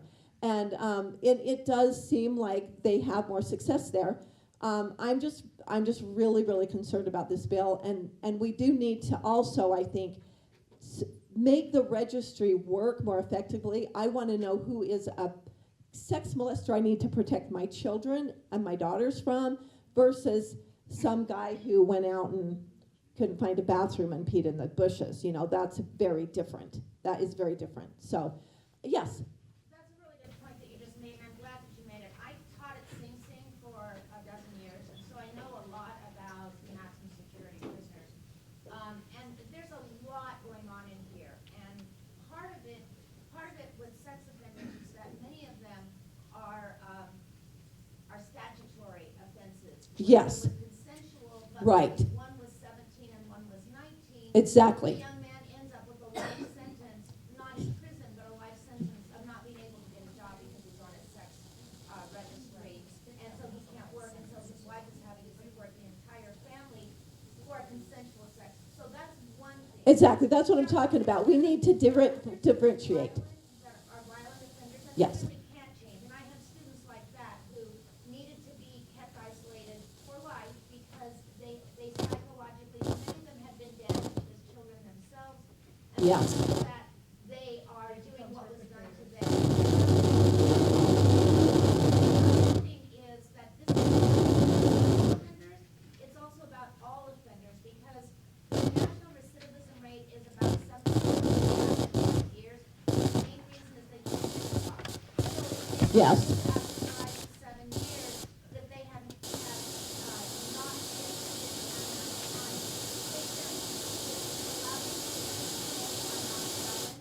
so that they can get a job, helps the entire country because then we don't have so many people in prison because they can get jobs and support themselves. Right. So it's a very complex. It is extremely complex. It's very complicated. But there's a victim that has a But we lifetime. have to protect the survivors.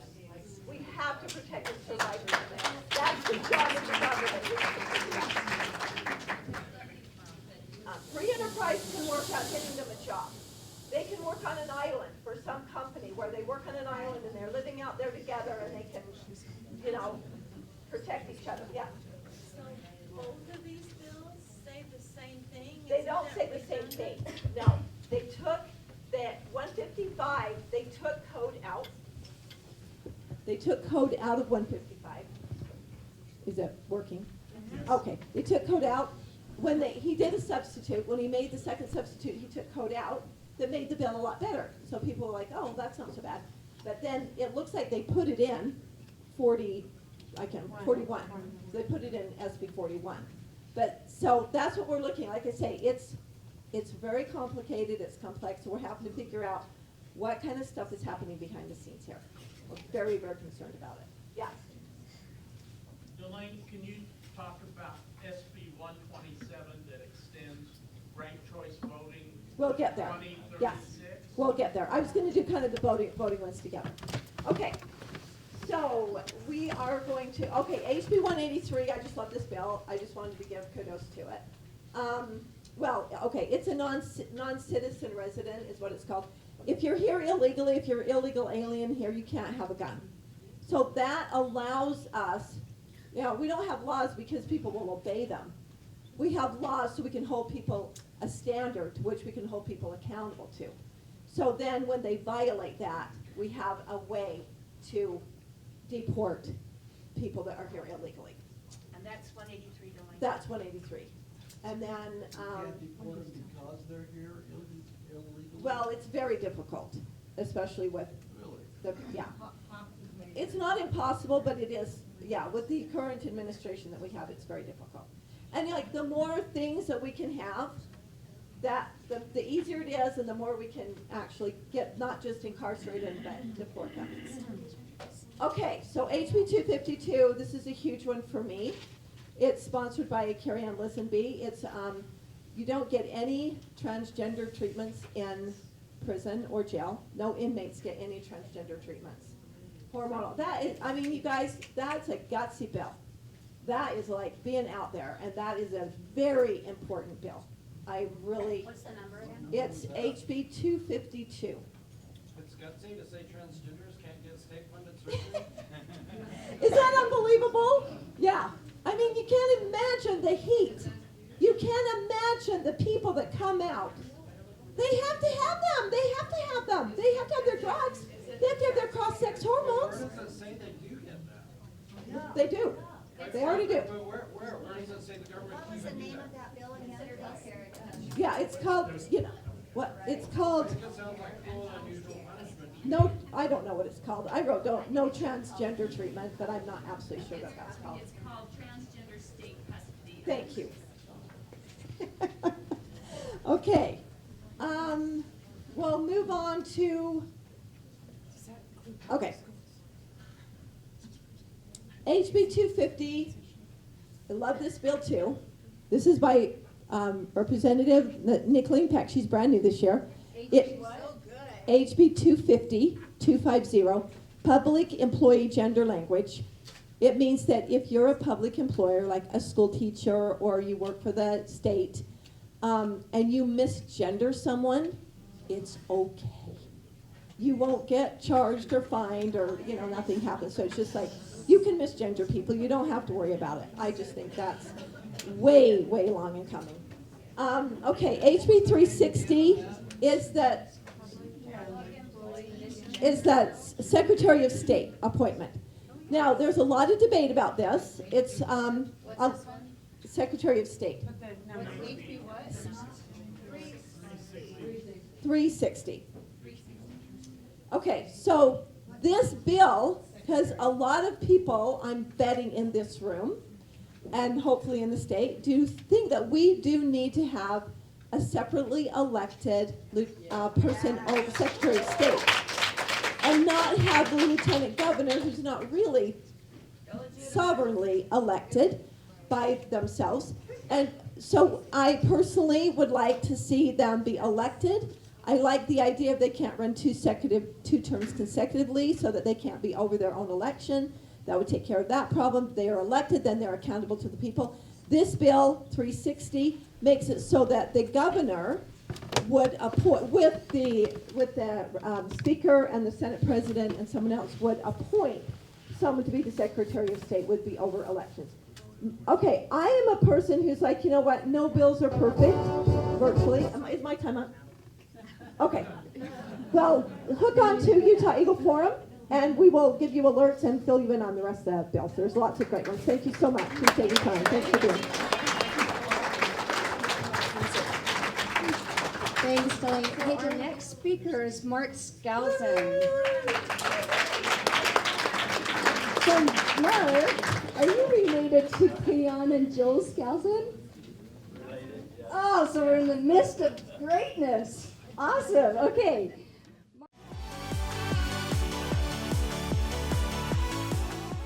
Skousen is a proud husband and grandfather. He is an American economist, writer, and educator. He is currently teaching at Chapman University. Mark has had a diverse career, including roles as a CIA economic analyst and financial columnist for Forbes, plus more. He is the founder of one of the largest liberty think tanks and conferences, Freedom Fest.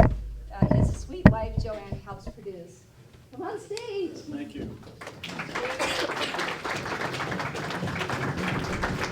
Well, thank you very much. It's an opportunity to be here. My wife Joanne is here, who runs the Anthem Film Festival at Freedom Fest. So we're passing out an essay that I wrote for Skeptic Magazine, the cover story of Skeptic Magazine, and it's called Economics of Life Made Simple. And to introduce you, I should tell you that an accounting professor came up to me last year and said, Mark, all my life I've tried to understand economics. I never could. So I read Economics for Dummies and still couldn't understand economics until I read your essay. So the essay that's being passed around here, and if you're a couple, just take one, because I only have about 60, and I think there's about 80 people here. In any case, I really appreciate being here. When Jake Oakes was talking about being in defiance of rules and regulations, it reminded me of Elon Musk, who is running Dodge, the Department of Economic Efficiency that Donald Trump has appointed him, along with Vivek Ramaswamy. And if you've read Elon Musk's biography by Walter Isaacson, you got the right person who loves to defy rules and regulations that seem absolutely crazy. His attitude is, first of all, he says, who wrote this rule? And then he goes to the person who wrote the rule, if they're still alive, and he said, why did you write this rule? And then Elon Musk says, well, it's a dumb rule, and we're not going to follow it. Now, of course, as a result of this, he's sued quite a bit. So expect lawsuits and maybe even threats from the government if you go down that rather dangerous road. Today, I'm talking about personal finance and economics. There's one thing that I love about my occupation is that you're in charge. You choose how you're going to live your life financially. So I'll start off by giving a quote from Kevin O'Leary of Shark Tank, who spoke several years ago at Freedom Fest. And I'll never forget something he said, and in fact I put it in my book, The Maxims of Wall Street. It's a collection of all the sayings on Wall Street, like sell in May and go away and don't come back till Labor Day. But he said, becoming rich is easy if you follow 3 simple rules. 1, save more. 2, spend less. 3, invest the rest. And you want to invest it productively, all right? And what does that mean? It doesn't mean putting your money into a bank account that's earning 2 or 3%. It means either investing in a business, in something you know something about, where you can make a profit, being an entrepreneur, or number 2, investing in other people's successful businesses, and that's the stock market. So that's the approach that I like to take, and I think it's really important. The other thing I should mention is this essay that I wrote, it basically encapsulates Adam Smith's model of free market economics. And when Jake quoted from James, I guess it was, the law of liberty, it reminded me of Adam Smith, the founder of free market economics, who in his book, The Wealth of Nations, which was published in 1776, it was a declaration of economic independence. So next year, we're not only celebrating 250 years of our nation's founding, 1776, not 1619, by the way, if any of you are wondering about that. It's also the 250th anniversary of Adam Smith. So you're going to hear a lot about Adam Smith and his book, The Wealth of Nations. So this essay is all about what his system of natural liberty is. And that's what he called it. Similar to James's law of liberty, it's called the system of natural liberty. Notice he did not call his model the system of social justice. He did not call it the system of equality. To him, the highest theme, the highest virtue is freedom, the freedom to choose. Extremely important. Okay, so first of all, I want to show this chart because I don't have a lot of time, so I'm going to go through some of the charts. But the first thing you need to know is the very first year of the new president is the most risky. It's because so much is changing. We're seeing this already. The stock market has been rather choppy. Overall, it's been rising in expectation that Donald Trump will do more good than harm this year. Certainly, I think we would agree he's going to do a lot more harm than what Harris would do or what Biden had done in the last 4 years. However, Trump is a mixed bag. He is abusing his authority with these executive orders. And most of the executive orders we'll probably agree with are a good thing, but not all. And you have to be really careful how you assess this, and investors are going to be very sensitive to the latest 25% across the board duties and tariffs on our allies, Canada especially, and Mexico. And he's justifying it for a lot of reasons, but none of them really represent what is called a national emergency, such as war or a natural catastrophe and that sort of thing. So you need to be an independent thinker and not just whatever you say, sir. This is not a monarchy. This is a republic if you can keep it, said Ben Franklin, okay?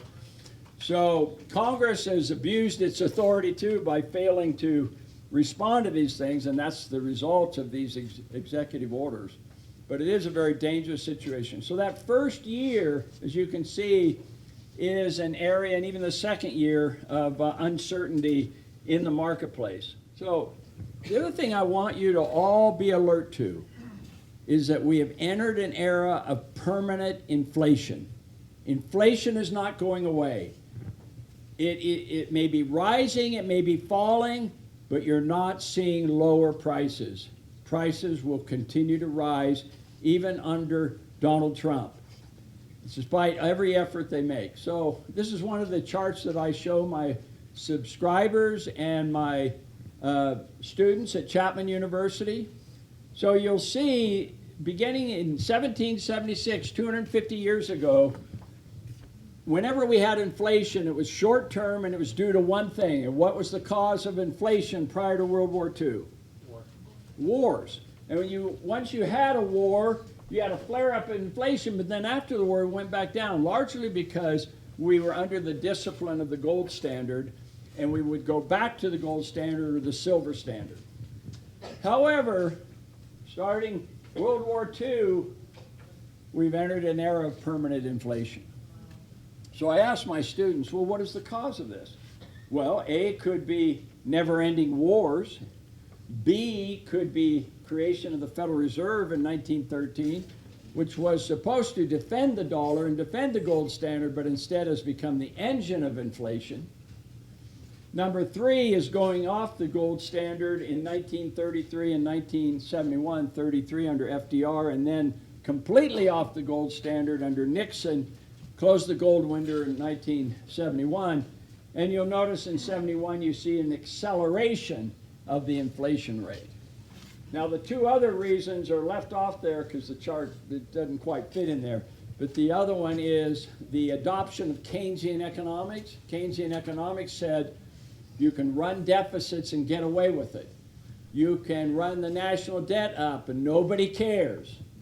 That is something that, I mean, the last time we had a balanced budget or close to it was when Bill Clinton worked together with Newt Gingrich, and we had some surpluses for a few years. And the final one is E, the adoption of the Bretton Woods Agreement, 1944, which made the dollar, the fiat money dollar, the world's currency, and it still is. So how many think it's never-ending wars is the main cause of inflation, permanent inflation? Any of you? We've certainly experienced a lot of never-ending wars. Okay, how many say it's the Federal Reserve, creation of the Federal Reserve? Okay, how many think it's going off the gold standard? We choose more than one. Wait a minute, we're not all finished. How about Keynesian economics? Yes. And finally, Bretton Woods Agreement, the dollar, the world currency. And how about F, all of the above? So you can see my point of permanent inflation. You have 4 or 5 or 6 factors all at work, and they're all pro-inflation. And even today, the Federal Reserve has a policy of a minimum 2% inflation a year. So don't ever forget, if you remember anything about my short presentation, is that inflation is here to stay. Now, the investments that you make need to be based on that fact that prices are going to go up, your costs are going to go up, and even Trump's tariffs, costs are going to go up. So you need to be alert to this. The government is ever expanding and our liberties are ever being limited. And it's a really tough business. You already have heard a number of speakers about the challenge that we face. So my argument is, my question is, what are the best inflation hedges? Okay? And we can rattle off a number of them of good inflation hedges over the years. One is real estate. Is anyone in this room lost money in real estate? Okay, there's a few. So that says something about real estate, right? There's no guaranteed investment in this world, including real estate, despite the saying on Wall Street, invest in land, they're not making any more of it. But that's not what determines the price of real estate. What determines the price of real estate is buyers and sellers who need to sell or buy to sell. So Utah properties in general have gone up pretty dramatically, and that has been overall a pretty good inflation hedge. But real estate has a problem. It's called liquidity. It's not easy to sell your real estate all the time. Sometimes it's easier than others. What about the stock market? The stock market is selling at an all-time high. It has entered a period of what we call the mother of all bull markets. And anytime you see a correction, it lasts fairly shortly and starts moving back up. We are in a golden age, the roaring 20s all over again with AI and all of the technologies that are advancing. So you have to be careful that a black swan event may come along, like another pandemic, like another war, like president imposing tariffs on our allies. You never know what black swan event is going to occur, so you need to be prepared for that. And I believe that the stock market is selling stocks are at perfection, basically. So any kind of serious problem or crisis that we face is going to knock the stock market down. You need to be aware of that. So what's the best strategy? So I've been writing an investment newsletter since 1980. I consider myself a survivor. And in my newsletter, Forecasts and Strategies, I focus on growth and income. Growth and income. growth stocks and companies that have a long history of rising dividends. So if you're invested in the stock market, that's my best approach. But the key is to be well diversified, more than anything else, well diversified, because you never know what investment is going to do better than another. Last year, I'll give you one example. This is a stock that I've been recommending for some time. It is the only stock that pays a monthly dividend and a quarterly dividend. There are 5,000 stocks out there. And as far as I can tell, it's the only one that pays a monthly dividend and a quarterly dividend. So if you're income oriented, and it is easy to remember because what is the name of the most popular street anywhere in America? Main Street. Main Street Capital is the name of the company. And guess what the symbol is? Main, M-A-I-N. So I'm giving you that as an example. However, it is selling at an all-time high, and it's priced to perfection. So I'm hoping to see it drop a little bit before we want to. So you want a dollar cost average and invest a little bit at a time rather than just jumping in on Monday morning. So my wife and I, some years ago, decided to start Freedom Fest. And any of you been to Freedom Fest? A few of you maybe? Okay, I got to show you. This is my picture with the man himself, Ben Bernanke, who is an inflationist par excellence. Oh, by the way, I should also mention Bitcoin because a lot of people are interested, especially if you're interested in alternative investing. Bitcoin's a really interesting situation. Digital currency that is leading the pack, but there's lots of these digital, in fact, there's over 5,000 digital currencies out there. And they're all vying for a best way of investing.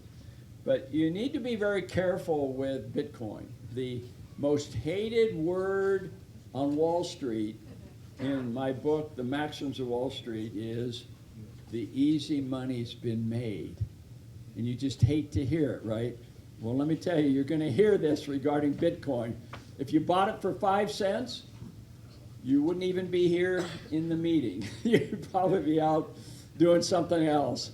And now it's at over $100,000 per coin. But as this chart indicates, since 2013, it was the best performing asset, and also 2024. However, there were 3 times when it was the worst performing asset. You kind of want to wait to get it back down to here before you buy again, perhaps. So there's a danger here regarding Bitcoin. There's a lot of speculative bubbles.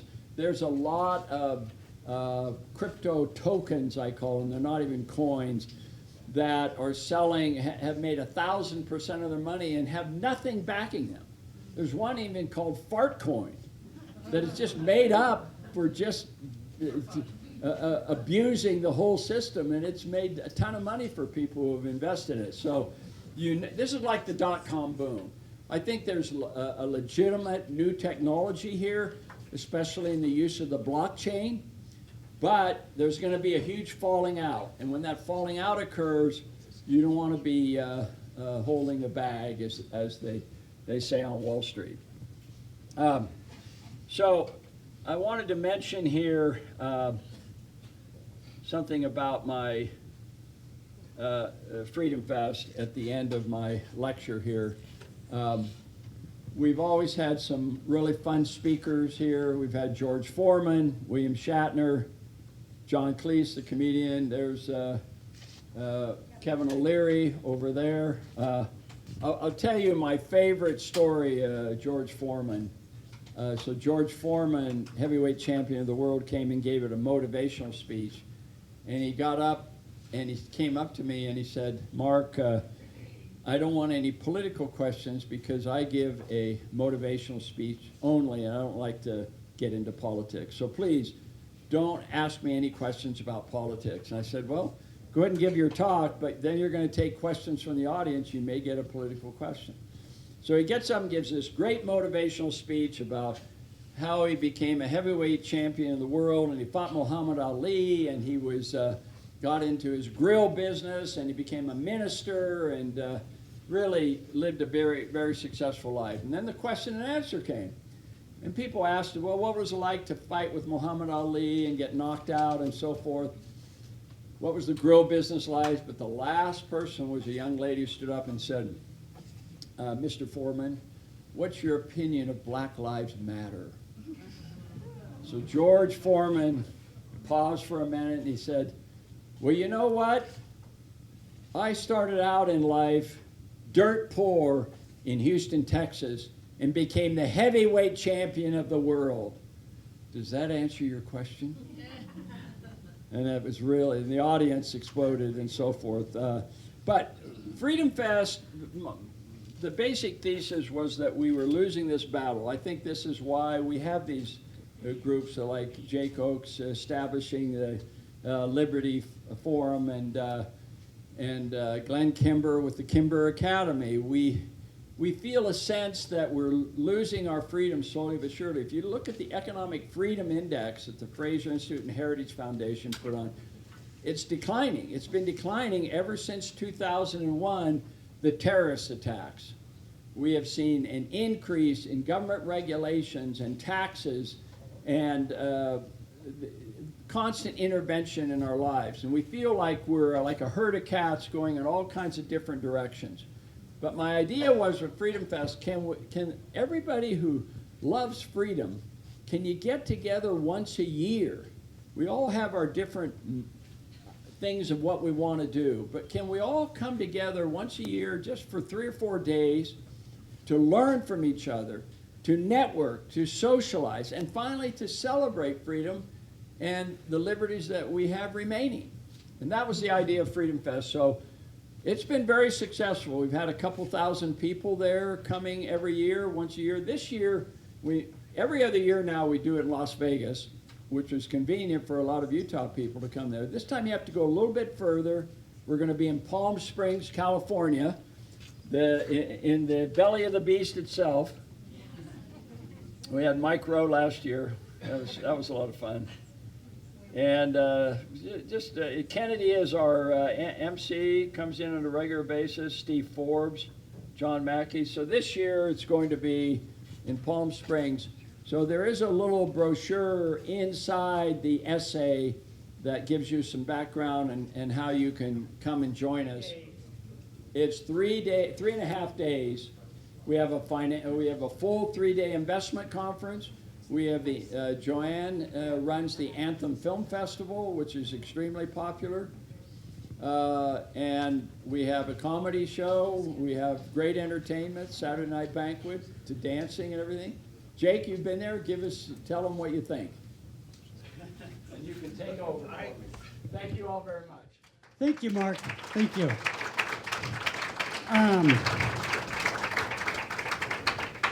So I was going to say, even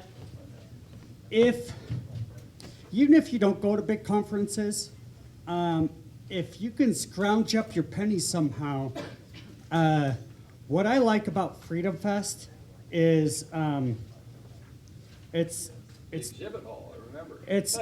it is the perfect networking opportunity. So more than CPAC, more than the Reawaken America Tour, more than any of these other really big conferences, what I love that Mark Skousen does with Freedom Fest is he does not let his speakers go hide in a green room. No green room. So you go to the exhibit hall and you do networking. So I've connected with Rand Paul, I've connected with Sheriff Max Smith, I've connected with a lot of people. But when I say that it is the perfect networking opportunity, like I said, I've talked to Rand Paul. Who's familiar with Lloyd Brunson, the Brunson brothers that did that famous case? So I was running a consistent podcast with Lloyd Brunson until before I did Liberty United, and now with working a full-time job and other projects while trying to do Liberty United, it's been hard to try to do the podcast. But Rand Paul told me, hey, if you get that podcast going again that you had Mark on, I showed him kind of a clip of the really high quality production it was. He said, I'd come on your podcast. So it is a perfect networking opportunity. Mark needs to start paying me to promote it, but I don't get any sort of kickback or anything. I promote it because it is a very useful tool for us in Utah to be able to connect with people. When I mentioned Amala Pinobi from PragerU that I've flown out a couple times to speak, I met her there.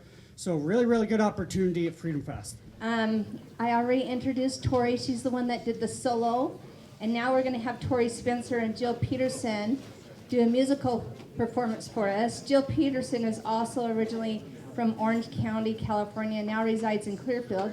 She's the mom of 4 active kids. She's passionate about standing up for freedom and deeply grateful for the opportunities America offers. She too has loved singing. All right, welcome on the stage, you two.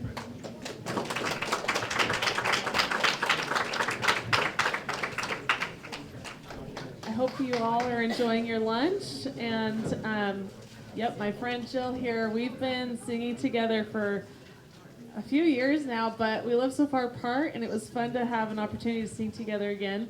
We picked this next song. It's called Wonderfully Made by Ellie Holcomb. And the song is really about how sometimes we get distracted with all of the stress and worries of the world. And in reality, we should just be focusing on Christ and how God made us, and He knows us, and He wants us to succeed. And that's really what we need to focus on. It's always funny when I've been to a few of these events, I've participated in a few, and leading up to these events, there's always something that goes on that ties it back to what the theme or message is that I'm sharing with these events. And earlier this week, I was up in the middle of the night. I couldn't sleep. I was really stressed and worried about something. And sure enough, I thought back to the song that we were practicing for this week and how I just needed to realize that I needed to focus on the Savior and not worry about all of those things. Those things don't matter. And at the end of the day, what matters is knowing that my Heavenly Father loves me. So we hope you enjoy this next song.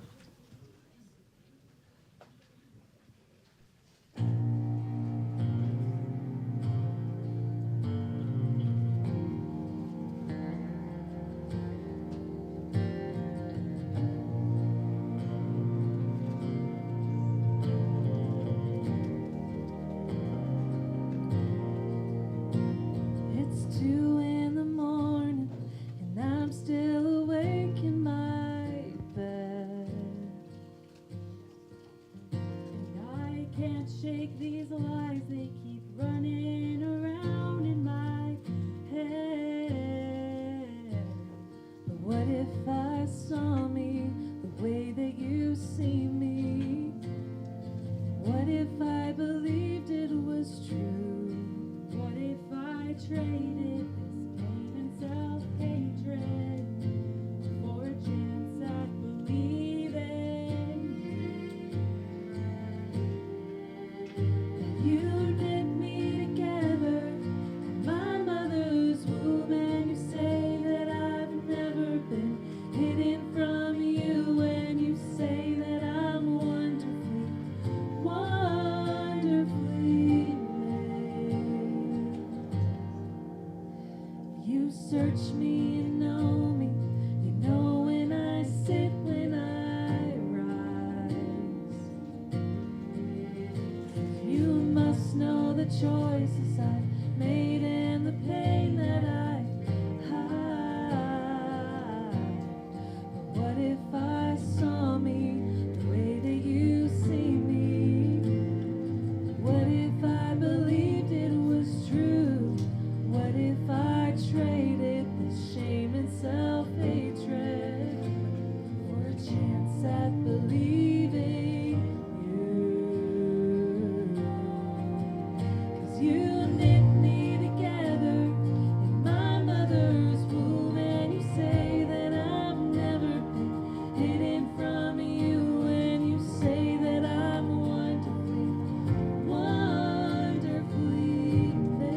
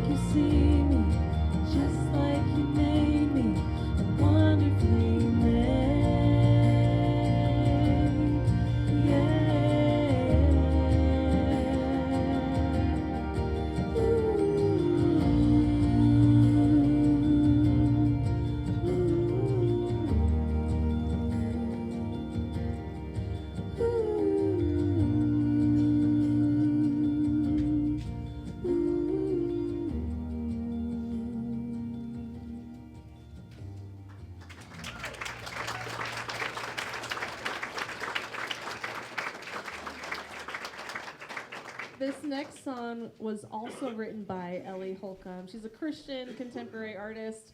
If you love listening to Christian music, highly recommend looking her up. But she has this next song. It's called Red Sea Road, and I really liked this one when trying to figure out songs to perform because we're facing a lot of opposition, and it's very similar to the times of when the children of Israel were led by Moses out of slavery, and we're facing very similar obstacles. And this song is all about that and how we have to rely on God and have faith in Him that He will part the waves for us. So here it is, Red Sea Road.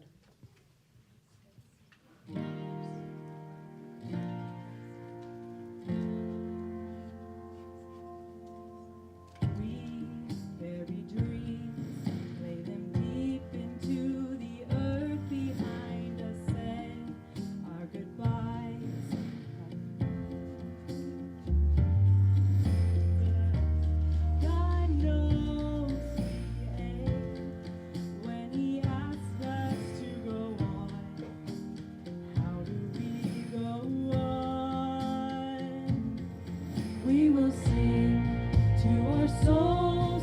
We will bury our hope where He leads us to go.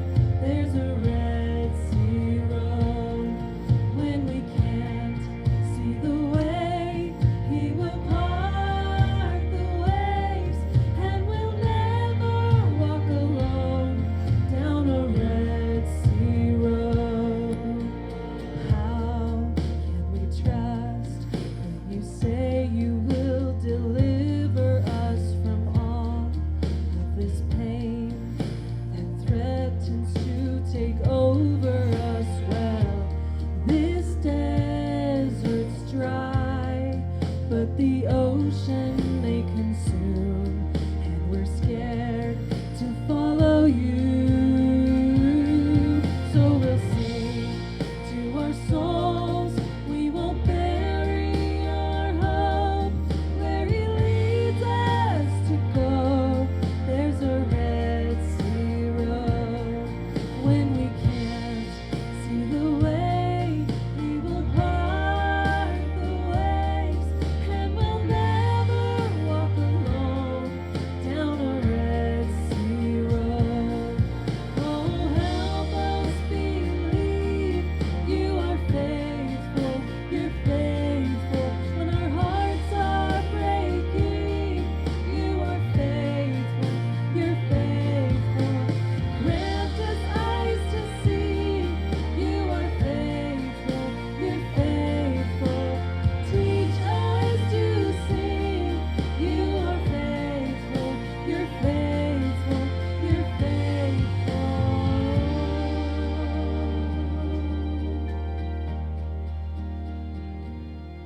And we'll sing to our souls.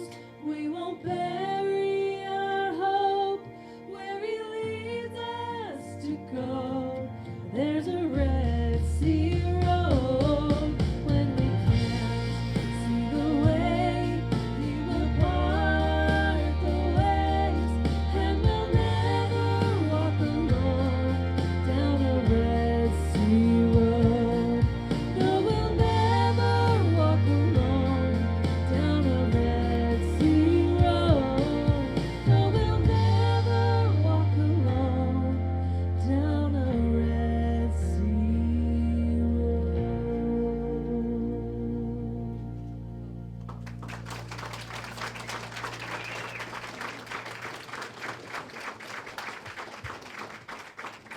That was absolutely beautiful. Thank you guys. That was awesome.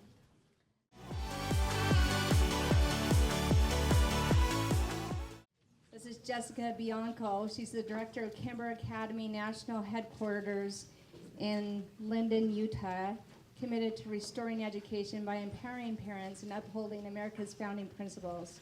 She was raised by Brazilian immigrant parents and inspired by her grandfather's journey to America, where he sought biblical moral freedom. From a young age, she was active and continues in legislative advocacy and fighting to preserve Utah and America's core values.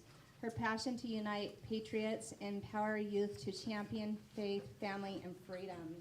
And she's also the director of this beautiful facility that we're in, so thank you so much for letting us be here.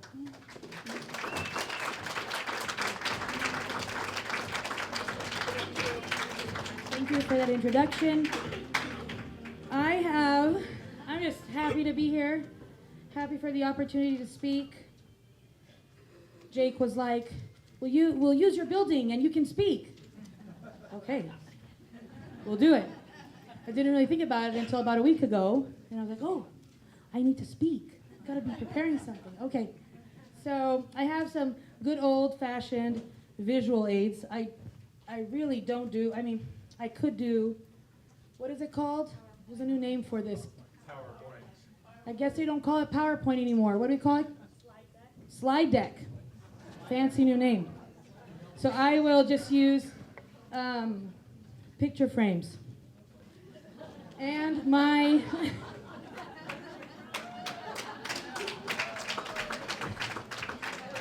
I'm going to put this right here because I think everybody can see, hopefully. And just a minute, I got to grab my little cards. I have good old-fashioned cue cards, too. Okay. So, in my introduction, she said I was born to Brazilian immigrants. And that's true. My family is my parents. My grandparents are originally from Brazil. My grandpa immigrated here when my dad was just 14 years old. So we are first generation Americans, all 7 of us kids. So I want you to stick with me for a moment as we go through a little journey of my grandpa. This is him. I can't tell you how happy my great-grandma was when she had a blonde little baby. Because, all of her babies were really dark-haired, my grandpa had very dark eyes, but he had a lighter complexion. And he always talked about this picture, and he's like, my mom just wanted to show me off to everyone. Look, I have a blonde child. And so, but this is him when he was just a couple years old, and he loved horses. He grew up in Brazil. His dad was a dentist. Therefore, he became a dentist. And he was, a couple other brothers of his followed in the same footsteps.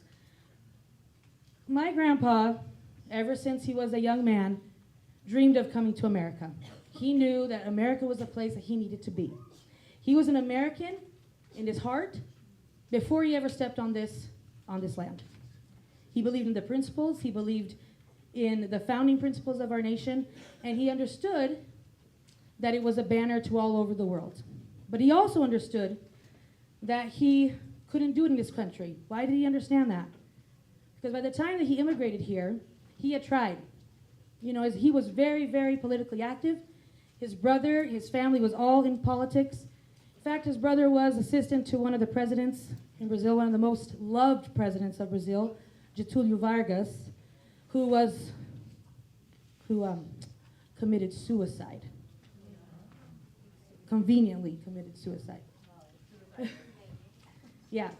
So after that political unrest in Brazil, things became very, very crazy, and his brother was murdered. A lot of people were trying to run away, and my grandpa got his family and came here.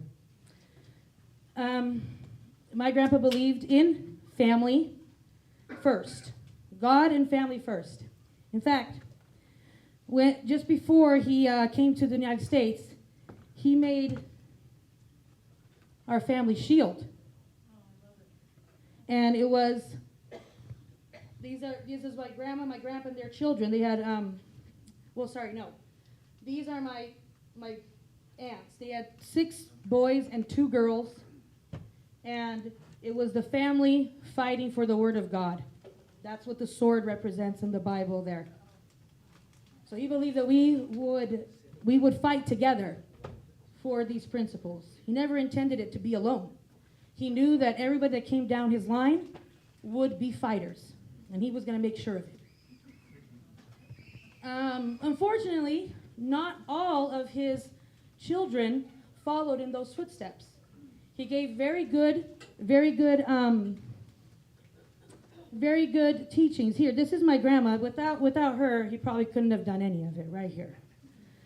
The most angel woman ever to walk on the earth. Like, if she didn't make it to heaven, for sure, none of us will. So, they together went on this beautiful journey.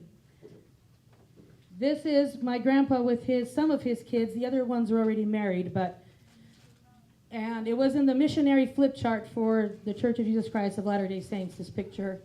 So if you served in Latin America, you would have seen this picture. If you served, probably the early 90s, I think.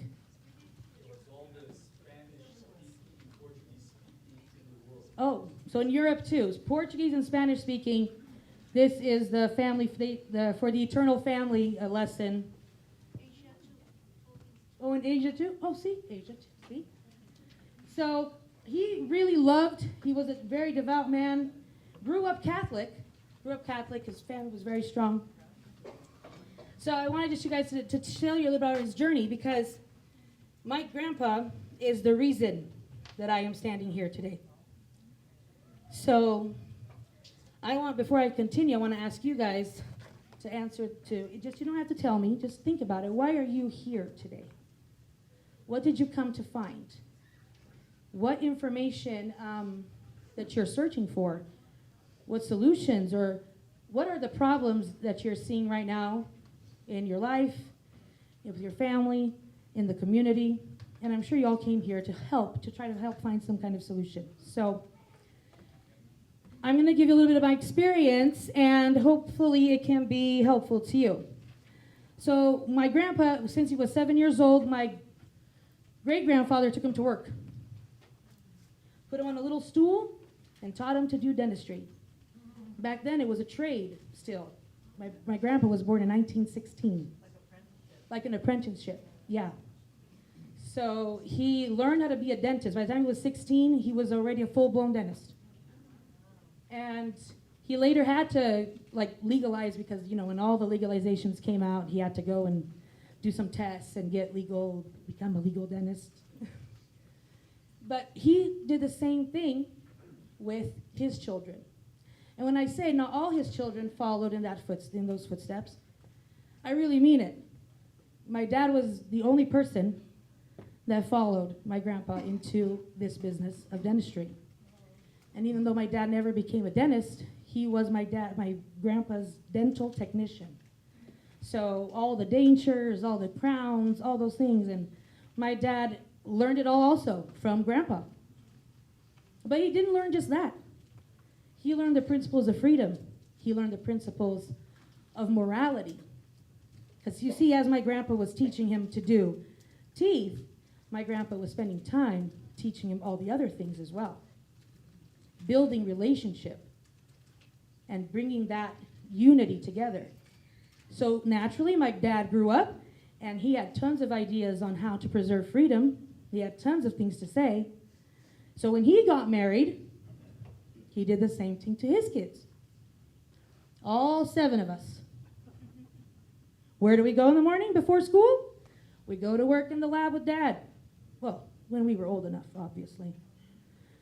So I have 2 older siblings that are dentists. Came my turn. I learned it all in the lab. I really did. I tried really hard. But I told my dad, sorry, this is not my vibe.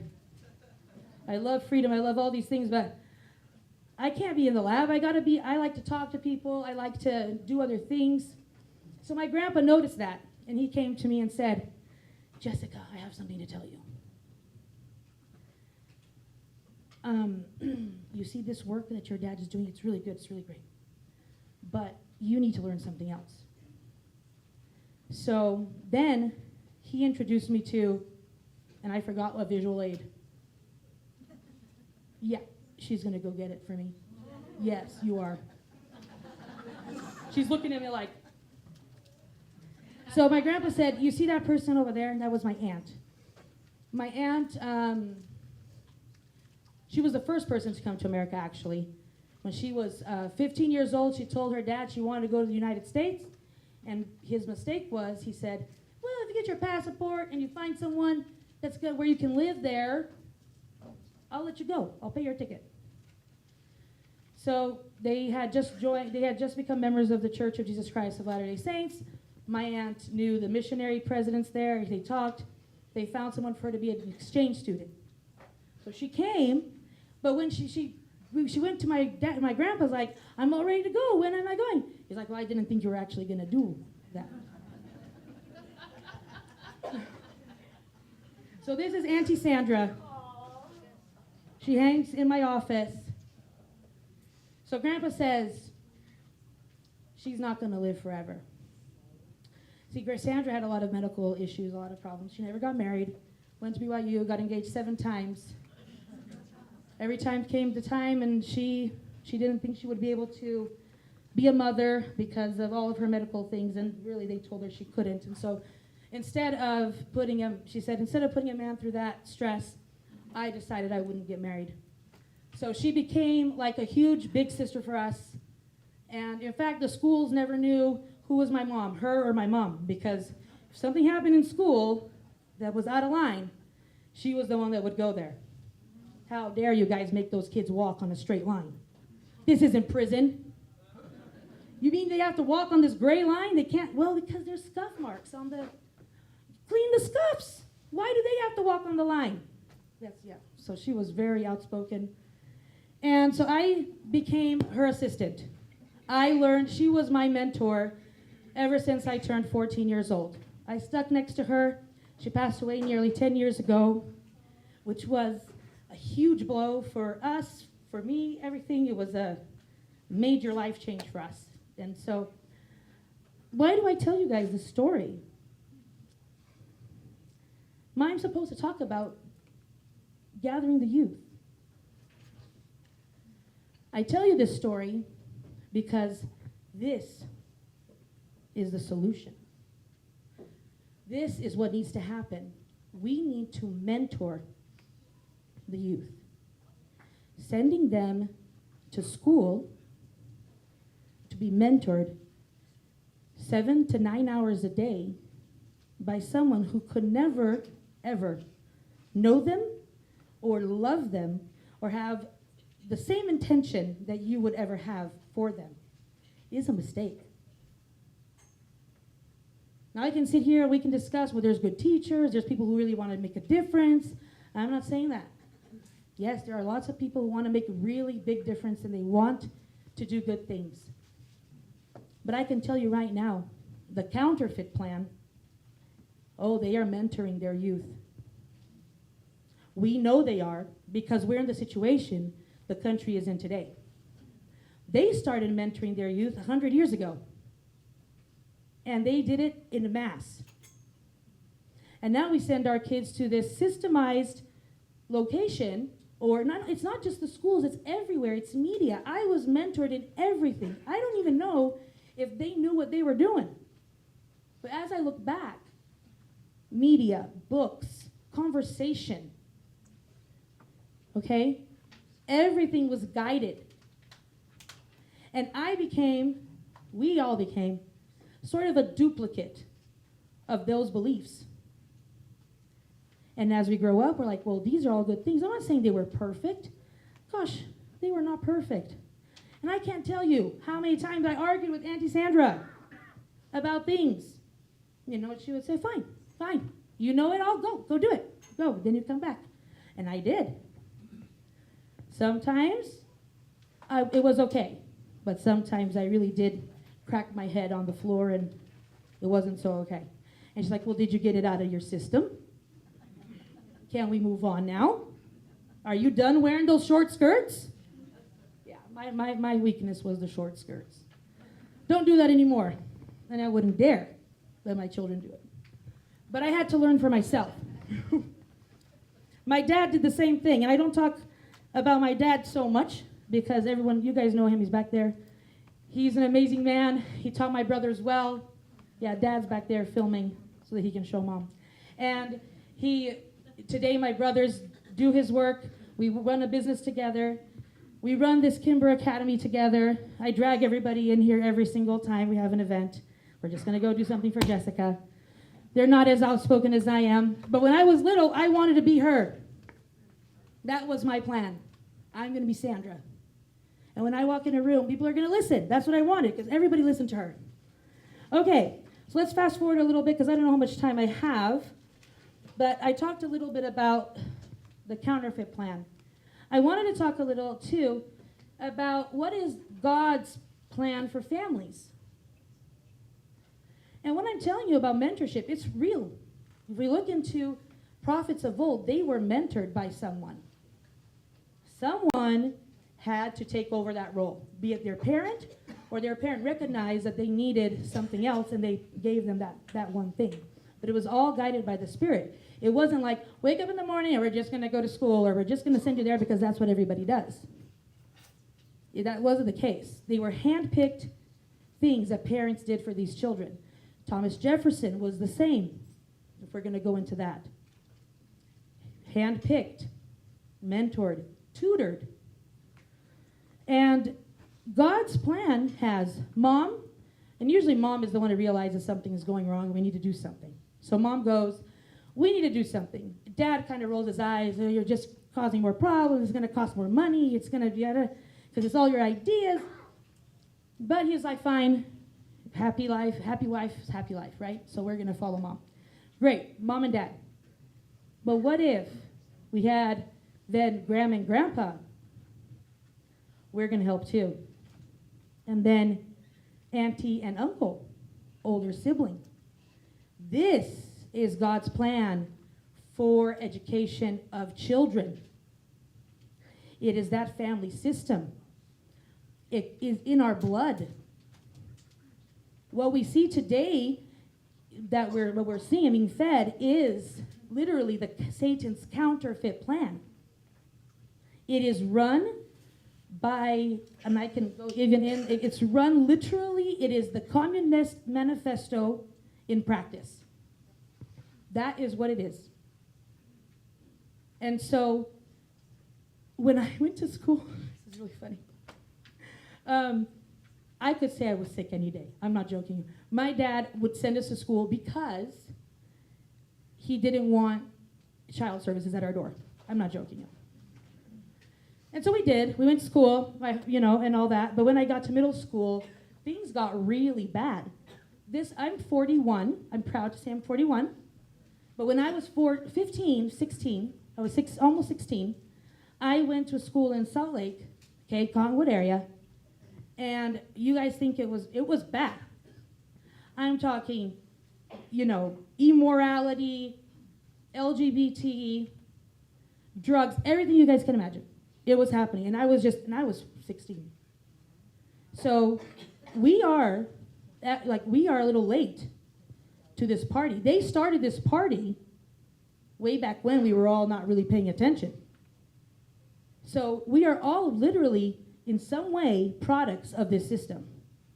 So that's the first thing we need to realize. We need to kind of detoxify from this system.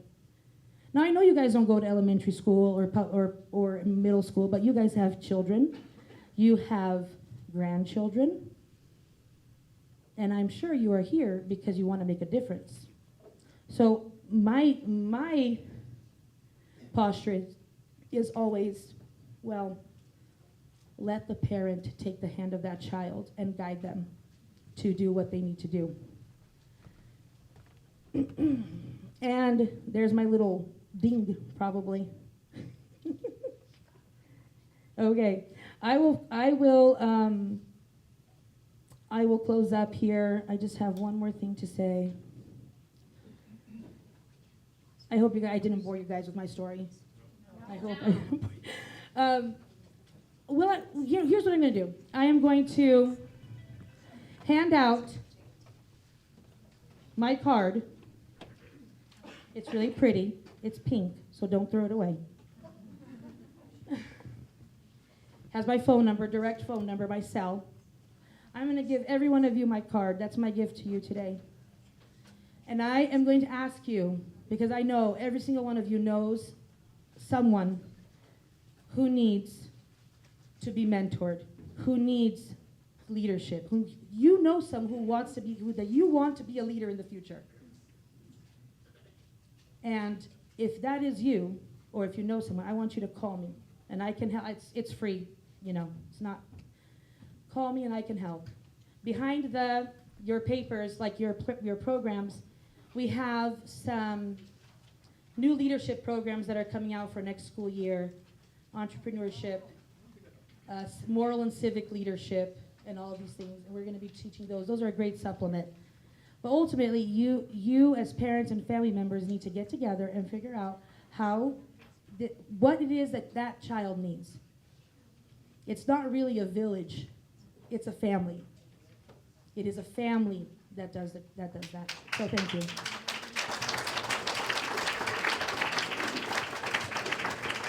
Thank you. Thank you so much. Okay, this next speaker holds very dear to my heart, and he's a fighter, and I don't know how he does it. Every time I call him, he picks up the phone. He's been on a few broadcasts with me. He never stops. Even at this conference, he's on the phone. Really needs no real introduction, but we got Phil Lyman.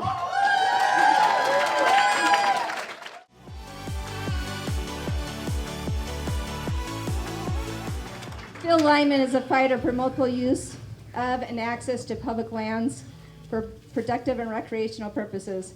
As a county commissioner, a legislator, and a candidate for governor, Phil has often said that honest people have rights too, and they deserve representatives who will stand up for them, their family, and their businesses. Phil was the victim of politically motivated prosecution by big environmentalists colliding with agencies and prosecutors in the Obama regime. Phil spent time in jail and was ultimately pardoned by Trump. So thanks, Phil. Thank you.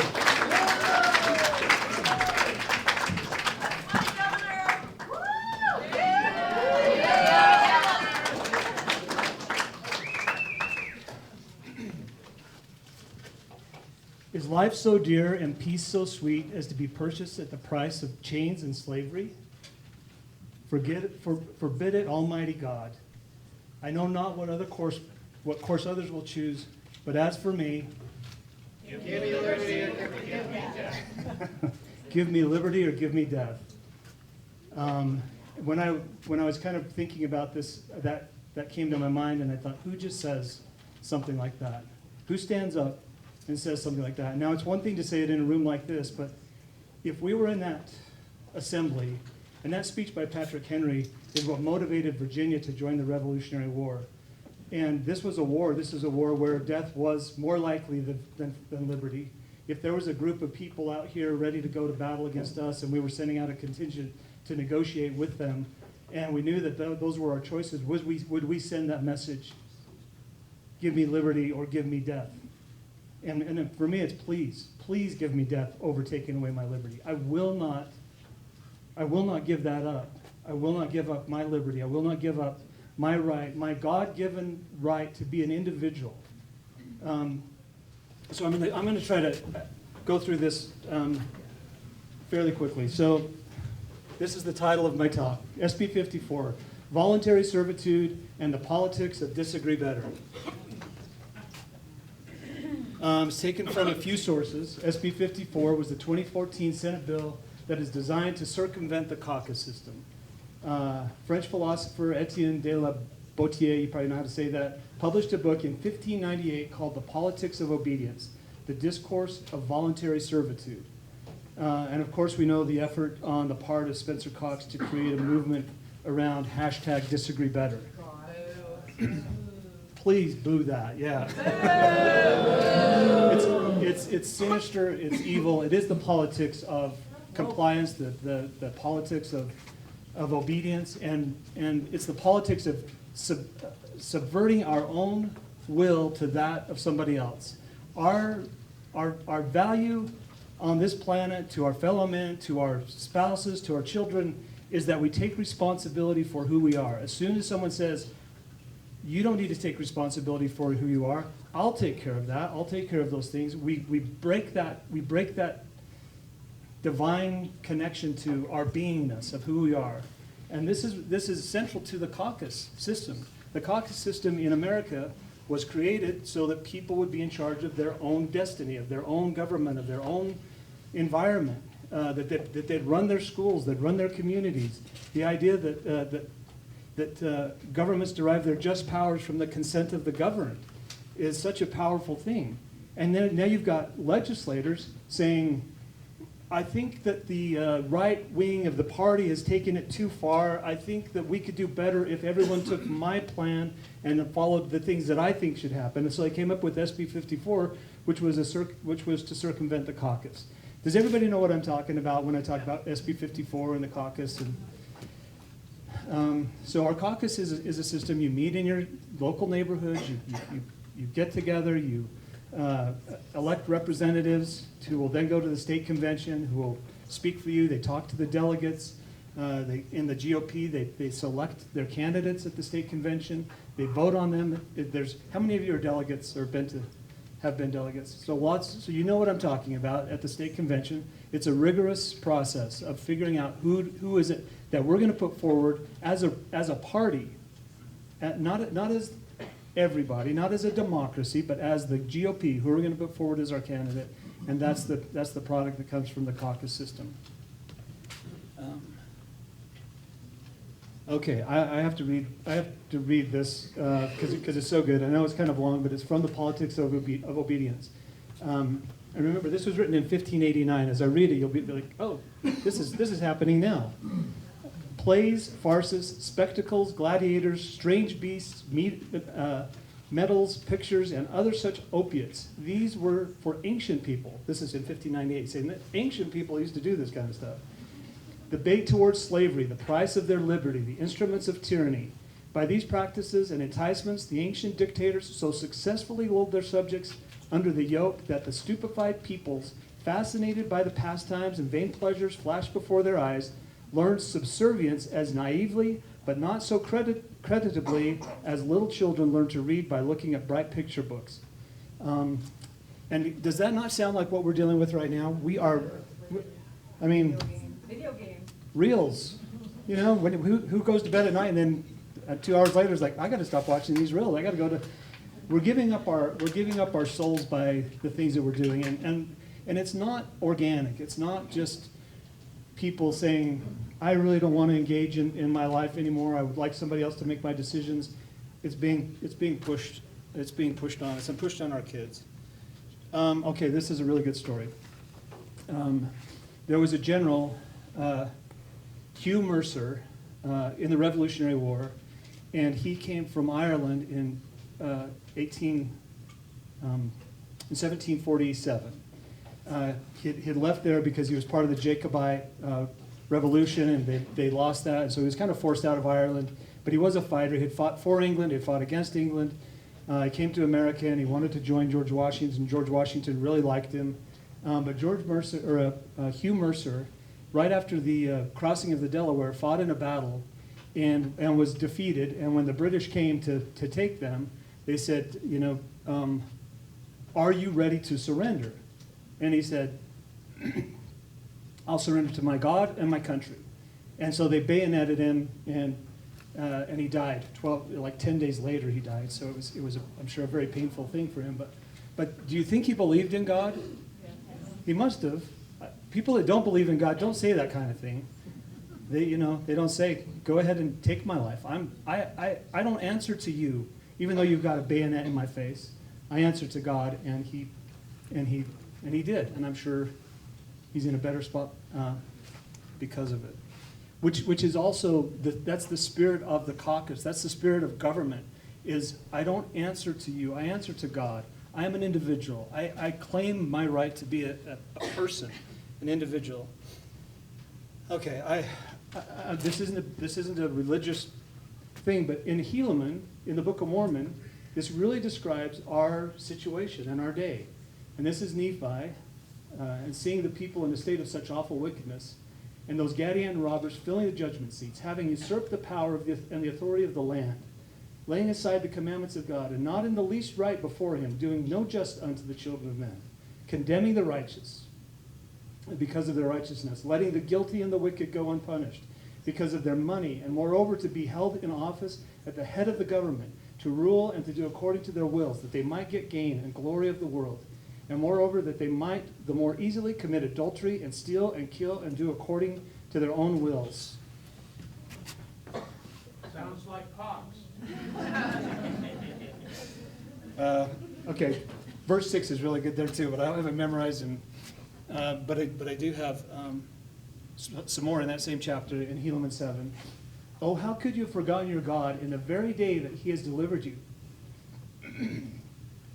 But behold, it is to get gain, to be praised of men, yea, that ye might get gold and silver, and ye have set your hearts upon the riches and the vain things of this world, for the which ye do murder and plunder and steal and bear false witness against your neighbor and do all manner of iniquity. Someone said it sounds like Cox. It definitely sounds like our day. Does it not? Yes. It definitely sounds like our day. And yet you still have people who want to disagree better, who want to equivocate, who want to compromise, who want to weigh both sides of the issue instead of standing up and saying, we're losing our children's future. We're giving up our freedoms and the freedom of our children. And there's got to be somebody, a Patrick Henry type person, that says, I'm not going to do it. And that speech that he gave, again, it inspired other people. It inspired Virginia to join the battle. And they said, you know what, I wasn't sure. I didn't know if I wanted to face those murderous British people or not, but you put it that way, I will. I'll join it. So we need that revival. I call it often a revival in Utah. We're not trying to, bolster the Republican Party. We need a revival to remember who we are. Yeah. So this is just a picture of someone going to their caucus night. This is what we do. If we care, we go to our caucus night. And I'll talk a little bit about the party in a minute. I won't go into this at all. It just kind of explains the caucus. And this is what they hand out at state convention, talks about the caucus, all of these things. And you come up and you get your candidates, you go to a general election, primary election, and elected representatives. There's nothing in here about SB 54. There's no circumventing that. That's an innovation that was designed to counter this and basically take that away from us. And it's been really effective. They really have taken this away from us. By creating a dual caucus path, they may as well have just killed the caucus altogether. Someone showed me a slide earlier about the states that still have a convention, and it's not very many of them. Most of them have gone to just a straight primary, and a lot of them have gone to just an open primary. I'm not even sure which. Okay. Oh, I'll come back to that one. Oh, no, I won't. Okay, I had a clip in here, and I'll explain it. It's probably better anyway. How many of you are familiar with Michael Clara and his videos that he's been producing? So Michael Clara, in this last video, it's a little bit out of character for him because he's talking about all the things that he's done research on, and then he shifts and he talks about the Declaration of Independence. And he quotes in there from the Declaration of Independence where they separated us from our records. They're holding us in court, and yet we're separated from the records. We can't get the information that we need, yet we're being charged by the people in England, and it frustrates the purposes of the people in America. And then he says, and I should play this, but you can go listen to it, that expose that he's got in 11. He said, it is frustrating. I've spent 7 months digging, trying to get records, trying to get information on this. It's an affront to proper government and to who we are as individuals. It's like, you can't look at that. You can't look at these things. And it is done by people who are doing it to get gain. Which I guess that is kind of this. I've become kind of a fan of AI, Grok and ChatGPT, and it puts out all kinds of nonsense and liberal leanings and things like that. But you still. So I said, what is there? I said, is there a difference between negligent fraud and criminal fraud? And it came back, yes, actually, there's a very big difference. These are the things that you would expect to see in criminal fraud. Secrecy versus transparency. Criminal intent often hides actions or transfers, while negligence might leave a trail of mistakes that are later corrected. Gain or loss. if there's a direct personal gain or significant effort to avoid loss, it leads towards criminal intent. There's a lot to be gained. Would you agree that in Utah, the governor there's a lot of gain if you're on the right side of that. If you're part of those that are in favor, good things happen to you. If you're not in favor, bad things happen to you. Response to discovery, and I love this.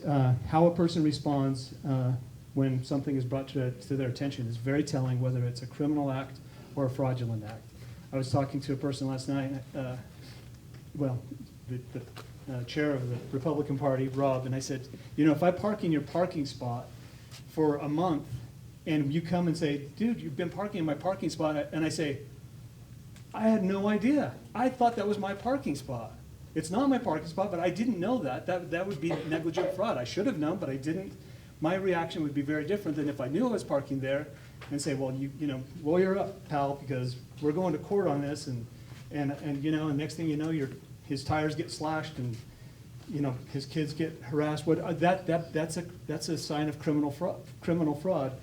That response to discovery to me is so telling, because when we've gone to the lieutenant governor's office with legitimate questions, how did these precincts get over 100% voting in their precinct? There was no, oh, are you serious?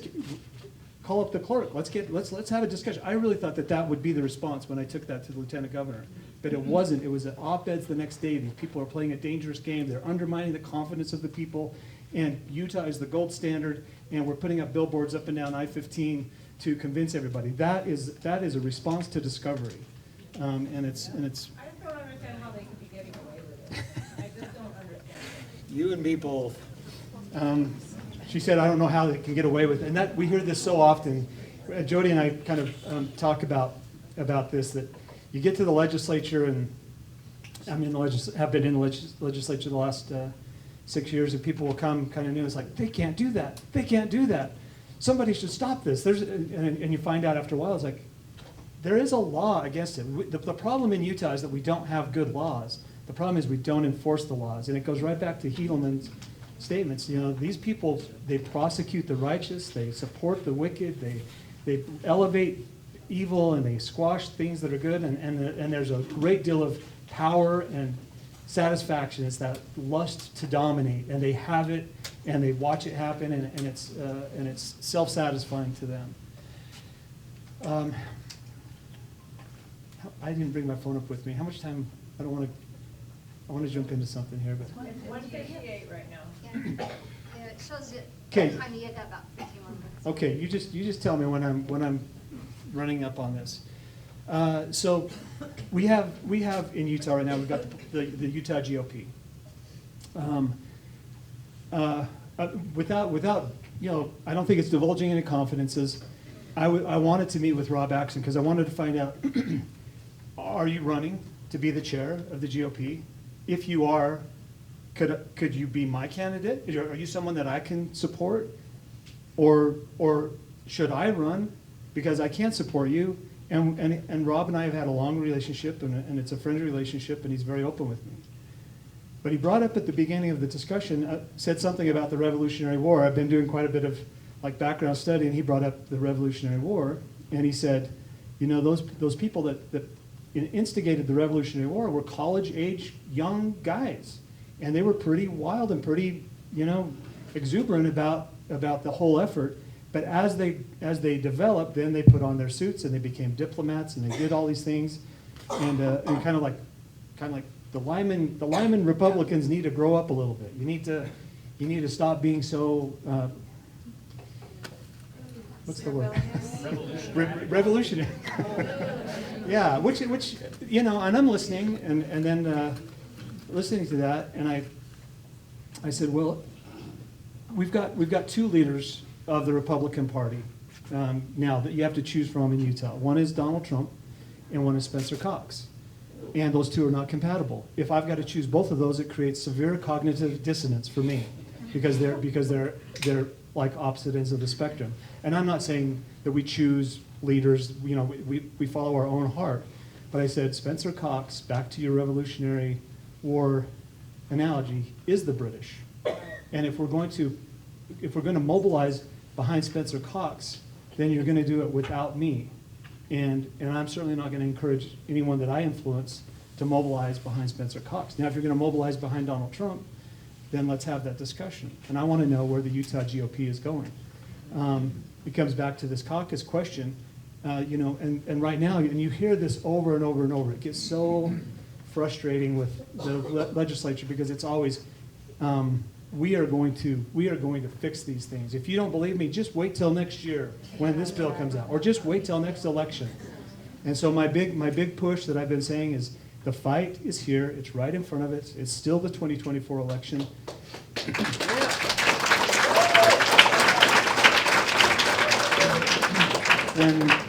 When Spencer Cox was put in as the governor, I was like, okay, now he's the governor, and he will be for the next 4 years.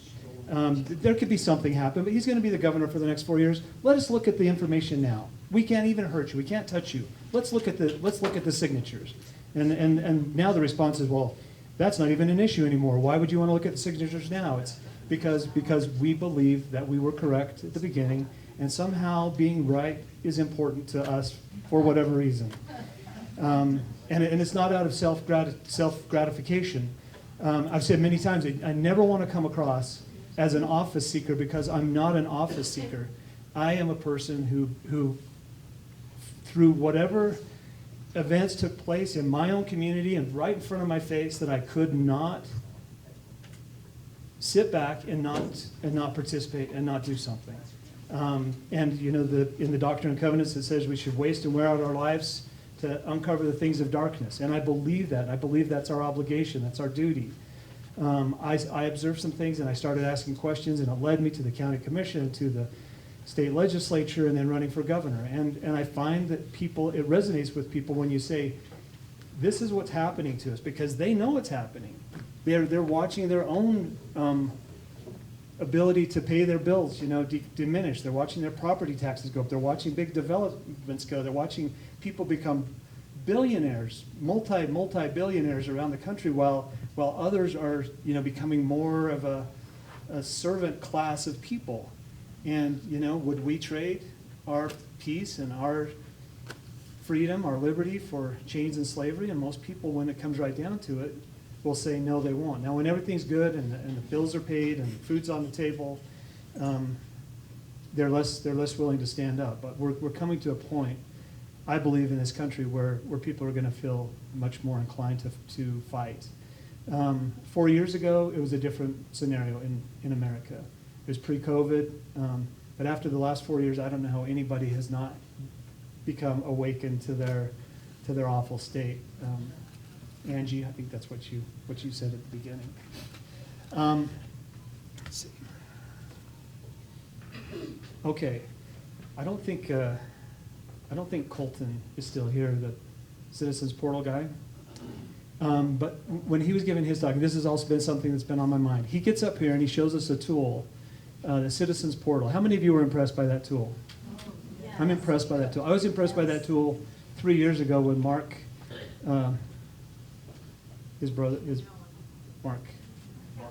Mark Allen, thank you. When Mark brought that up. But I've never really engaged in it. And when I talked to Mark, it's like, oh, look at this. It's amazing. It's great. It's great. It's great. You should use it. So there's a gift. There's a gift to us, but we're not really prepared to receive that gift because we don't know quite what it is. We don't know quite how to do this. We haven't been initiated to receive that gift. And as I was doing this, I thought there's a principle here about an initiatory process before you receive an endowment that's important. It prepares you to receive what you're about to get. And I looked at, as he was giving that thing today, I looked at it and thought, people need an initiation process so that now that product, they've made some sort of a commitment to it. In fact, honestly, when I first looked at Citizen Portal, I thought, this needs a credit card number. I need to pay something for this. Otherwise, I'm not sure what it is that what's the arrangement here.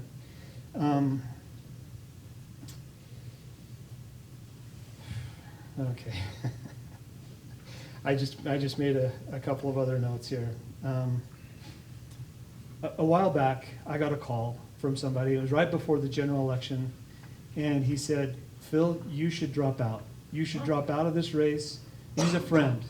He's a friend of mine in the legislature. You should drop out of this race. You should get behind Cox. If you do, you'll gain favor with Cox. You'll gain favor with these people.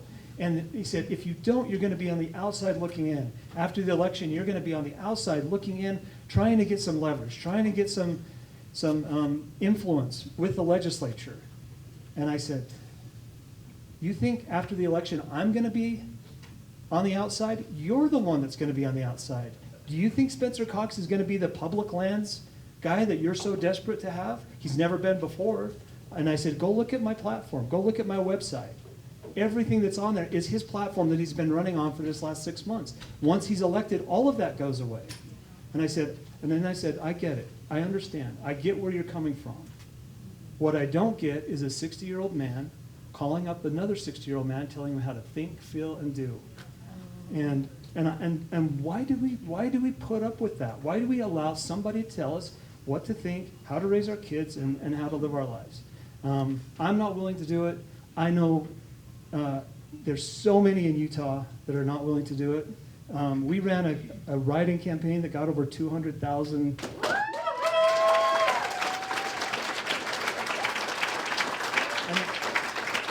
And that's not because they're saying we want Phil, we want Phil. They're saying we want to control our own destiny. We don't want this paternalistic top-down government. We want something that's bottom-up. I did go to jail. I got a pardon from Donald Trump. I hope, if nothing else, and that's why I admire people like General Mercer, Hugh Mercer. I hope that if anybody sees in me anything, it's that I at least am authentic in what I want for you, what I want for my kids. And I believe in this fight. I think in a few months from now, I think we're going to see such a major transformation. I've always said there is a miracle, a big thing that's coming, and I know it's coming, and I believe in God. I believe that this is His will, and whether it happens in my lifetime or the next lifetime is not as important to me as that I'm ready for the fight, that we're ready for the fight, and that we never sell ourselves out to the false narrative of peace and security over liberty. Thank you.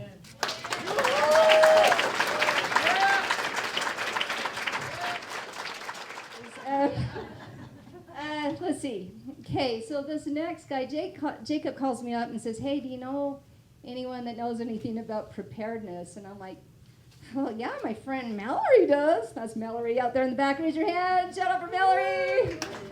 And I call her up and she's like, no, you need to talk to my dad, right? And so I'm like, okay. And I give Jake his number, and me and Mallory were doing an investigation and also a documentary on a lady that's kids were trafficked. And I meet Paul, and Paul gets my number for about, I'd say, Paul, about a week or two, nonstop texting, 1 a.m. This guy knows everything. You could do a whole entire day on Paul. This guy's been in Cheyenne Mountain, and I mean, he's amazing, the information that he has. So anyways, to introduce our next speaker is Paul Seinfeld. Paul Seinfeld became aware of the nuclear threat in 1988 and completed his first shelter with Sharon Packer in 1989. He later discovered 2 organizations focused on national security and personal readiness, where he connected the prominent experts in the field. Paul has built numerous shelters, toured key military facilities, and continues to enhance his family preparedness. He's also been to Switzerland, and he has a ton of bomb shelters. So come on up, Paul.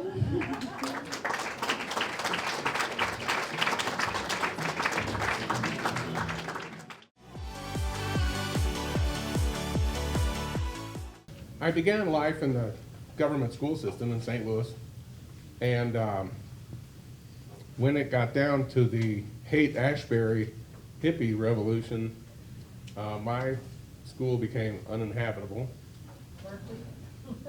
And my father worked at McDonnell Douglas Corporation making fighter jets, and he had a Marine reservist that worked behind him.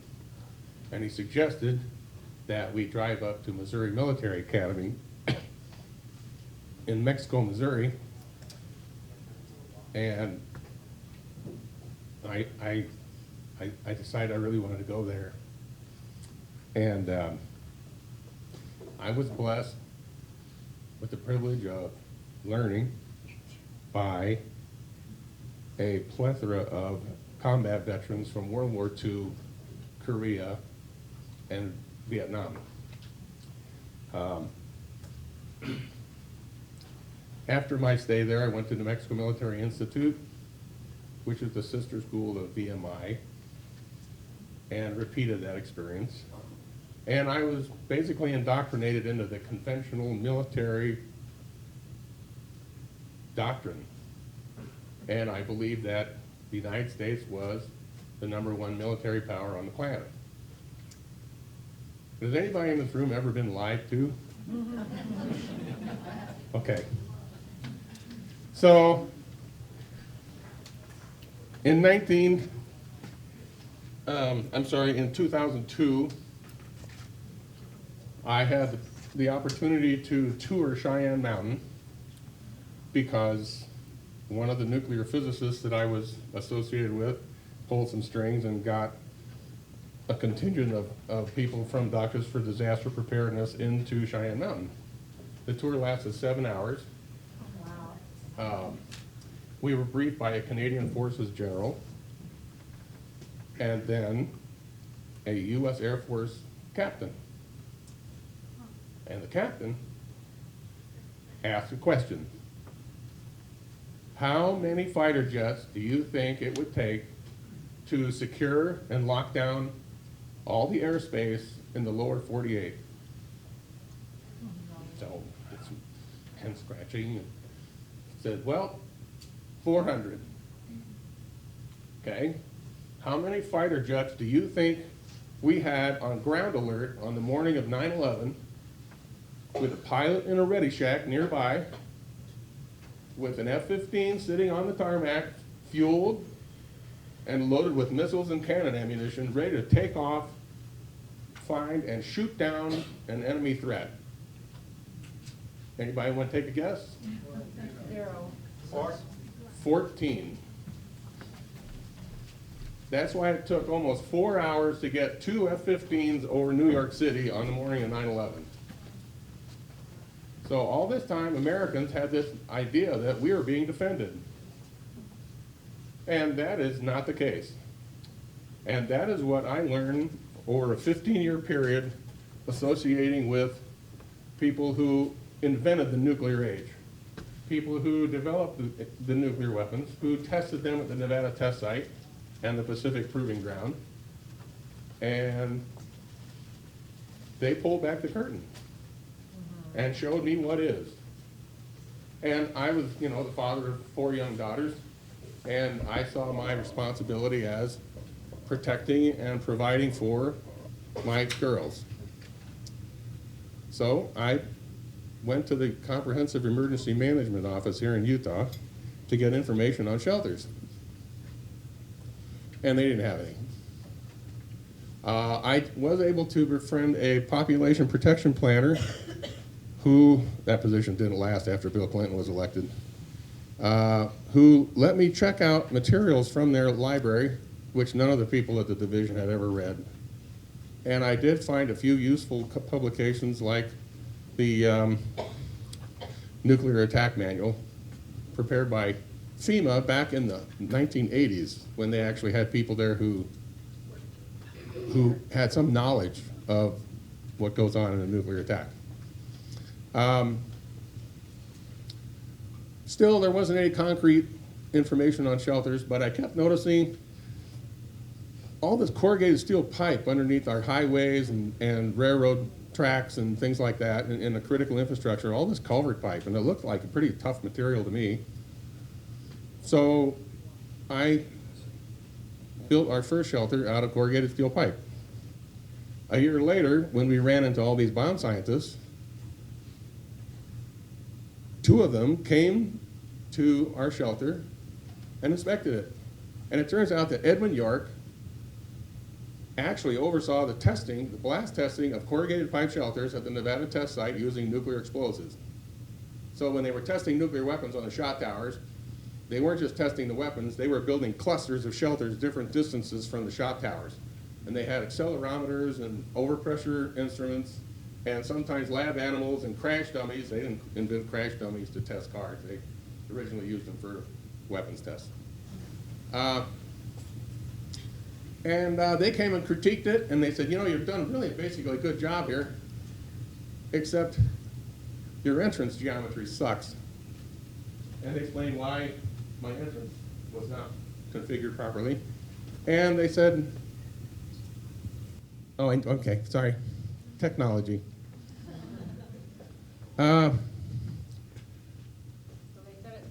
They said it sucks. And they said, why are you making your own blast valves for the air system? You can buy them off the shelf in Switzerland. Huh? Yeah, the Swiss have been making these blast valves for decades and decades. You can just buy them off of the shelf. So anyway, we built another shelter, and eventually we built over 300 shelters. And so that kept me off the streets. So in the meantime, I had a job for an aerospace company, so I made flight controls for the jet aircraft and missiles at night, and I made bomb shelters in the daytime. So I kind of worked both sides of the market. But 1999, I traveled to Switzerland and to tour. Well, we were by then representatives for Ander AG, which makes all Switzerland's bomb shelter components. And I'm going to make sure I don't step over that line. So once the factory rep got through with us after the first day, they turned us loose. And everywhere we went, the watch shop, the butcher shop, the bakery, the banks, the schools, the churches, went to an LDS church, we'd always ask the people, you know, in the watch shop, can we see your bomb shelter? And they'd look at us like we had 5 heads. What do you want to see that for? Well, we're Americans and we don't have any, and we want to see yours. So they roll their eyes and take us down to the basement, and there's an 8-inch thick concrete-filled blast door standing wide open. They're never locked. And the guy turned on the light on the inside, and there's the air handling system and the filters and stuff. There it is. Can we take pictures? Yeah. They don't care because they all have them. And Finland has 82% of their population sheltered in hardened facilities. They've been building shelters since 1982, and they didn't believe all that claptrap from the US administration saying the Cold War's over, we won, nuclear threat's gone. They kept right on building shelters for their people. Sweden and Finland mothballed their shelters. Well, not Finland, but Sweden mothballed their shelters in 2008. I'm sorry? What do you mean by the mothball? They basically put them in inactive storage. They weren't building anymore. Sweden has about 85% shelter capacity. Switzerland has 120%. But in 2016, oh, by the way, Switzerland also removed all the explosives in their tunnels and bridges on their border. So in the event of war, Switzerland could blow all their bridges and tunnels in 15 minutes. The explosives were in the tunnel, which I thought about while I'm driving through there. Okay, so 2016, Sweden reversed course and suddenly began a crash program to refurbish and upgrade their shelters. Switzerland, sometime around 2017, reinstalled explosives in their bunkers, in their tunnels, bridges. Let me back up a few years. Vladimir Putin goes to W. Bush and convinces W that multiple warhead heavy ICBMs are destabilizing and invite attack. So we had 50 Peacekeeper MX missiles with 10 warheads each. They were hyper accurate and could hold any hardened target in the Soviet Union or former Soviet Union at risk. George Bush unilaterally ordered the destruction of all of our Peacekeeper MX missiles. So now we're relying on a 50-year-old Minuteman III, which was deployed when I was in high school, and it's falling apart. In 2006, we destroyed the Peacekeepers. In 2006, Vladimir Putin embarked on an ambitious program to modernize their entire nuclear arsenal. And he also built 255,000 new hardened bomb shelters in the Moscow military district alone. Kind of interesting development. So here we are today, still talking about the possibility of nuclear attack. And that I would not blow that off. Oh, we've heard that before, you know. I would not blow that off because right now the United States is at its most vulnerable period in its history. So with that, I would like to leave you with a couple of thoughts that I don't want you to forget about when you leave. The first thing is your average meal travels 1,400 miles on 7 different diesel trucks before it gets to your store. Okay? If you look at all the people that it takes to support the supply chain of those diesel trucks, the drivers, the roughnecks out on the oil rigs, the refineries, the transportation systems, the pipelines, everything it takes to keep fuel going to those trucks so that you can eat. Don't just forget about that, okay? Because your supply chain, you know, we live in this wonderful society where technology blesses us in many ways, but it also has many risks attached to it. It's vulnerable. And we've been pretty lucky so far. The other thought I'd like to leave with you is my threat assessment, which I ripped off from John Farnham. And you hear all kinds of threat assessments about, you know, homicide rates in different cities and so forth, your chances of being murdered in this city or this and that. Our risk assessment goes like this. Your chances of being attacked today are either 100% or while it's happening to you, or 0 for the time being. Okay? Either 100% while it's happening to you, or 0 for the time being. So I would use this time that you have while there's rice and beans at the store at Costco and Sam's Club. By the way, Sam's Club bags aren't sewn together as well as Costco's. I just thought I'd throw that in there. The thought occurred to me that every American has all the food and water that they will need for the rest of their lives. That might be 3 days. Okay? We also saw the application of Paul's stop sign rule last week when the American Airlines jet collided with the Black Hawk helicopter. The stop sign rule goes like this. Nothing gets fixed until somebody dies. So we all know that the night before the fatal incident occurred, there was another near miss with a helicopter on the same corridor. Did anything get changed? No. Nobody died. Business as usual, okay? So I lived on a street in Rose Park that had a 2-way stop. And we're always having bad car crashes there. But nobody died. So we could never get a stop sign put in.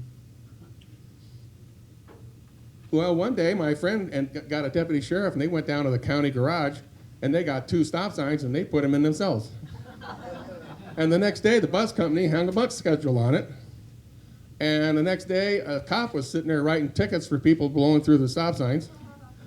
And eventually the city hung a big electric 4-way stop sign in the middle of the intersection. Sometimes you just kind of have to take matters into your own hands. Now, all this time I've been focusing for years on the power grid.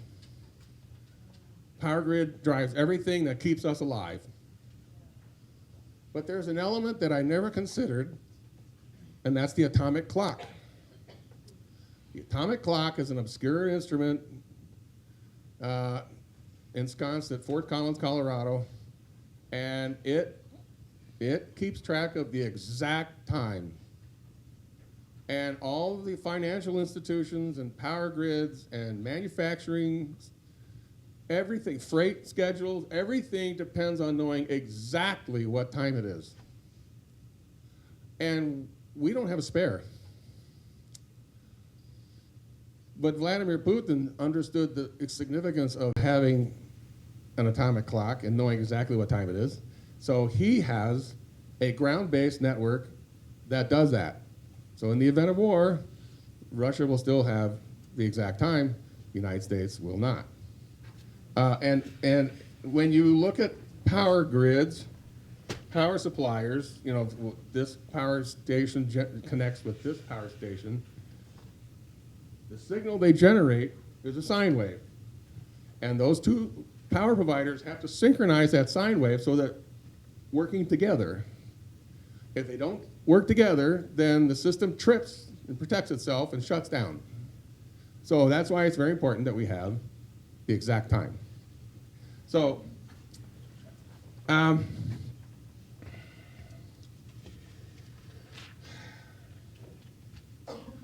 so one of the banquets at the Doctors for Disaster Preparedness, I always sat at the table that was occupied by all the bomb scientists. I didn't care about mosquito abatement experts and that kind of stuff. I wanted to know about stuff that blows up. And so I got Edwin York, who filmed all the nuclear weapons atmospheric tests and the first shot, all the films and stills that you see of the Trinity shot were Ed York's. He took the photos of the Trinity shot on a hill 14 miles from the weapon. Wow. And he said, I was so busy working with my cameras that I never actually saw the shot, but I knew it worked because I could feel the heat on my back. That's 14 miles away. So I had Ed York sitting there. I had Bron Sakota sitting there, who was a member of the EMP Commission, and he ran the technical section that tested light vehicles, diesel trucks, locomotives, aircraft, computer systems, television transmitters. He did site surveys on water treatment plants and tested these things for their survivability against EMP. I had Dr. Lowell Wood, who was the acting chairman of the Congressional Commission to assess the threat of EMP to the United States. I'm probably leaving somebody out. But anyway, so I asked the question, got all these guys sitting around the table. How long would it take to reconstitute the US power grid if, say, North Korea did an EMP laydown on the United States? Assuming that anybody would take our money, assuming anybody would take our credit card or a promissory note for, say, $1 trillion worth of electrical equipment.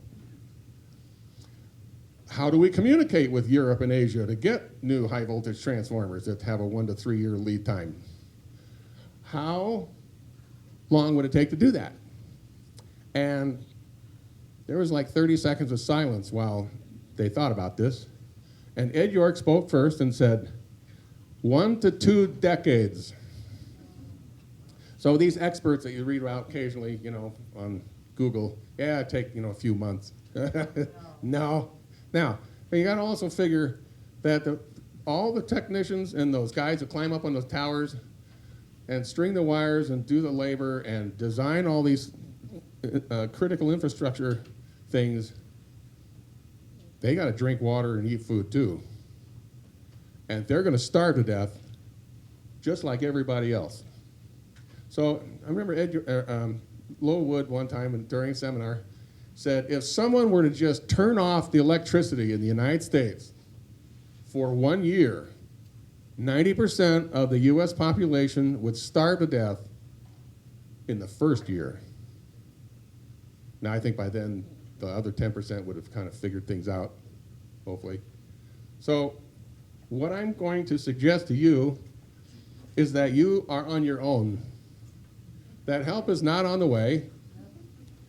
Bruce R. McConkie gave what I think was the best talk in history in a conference in 1976 called Stand Independent Above All Other Creatures. You can watch it on YouTube. Stand independent above all other creatures. It's about 8 minutes.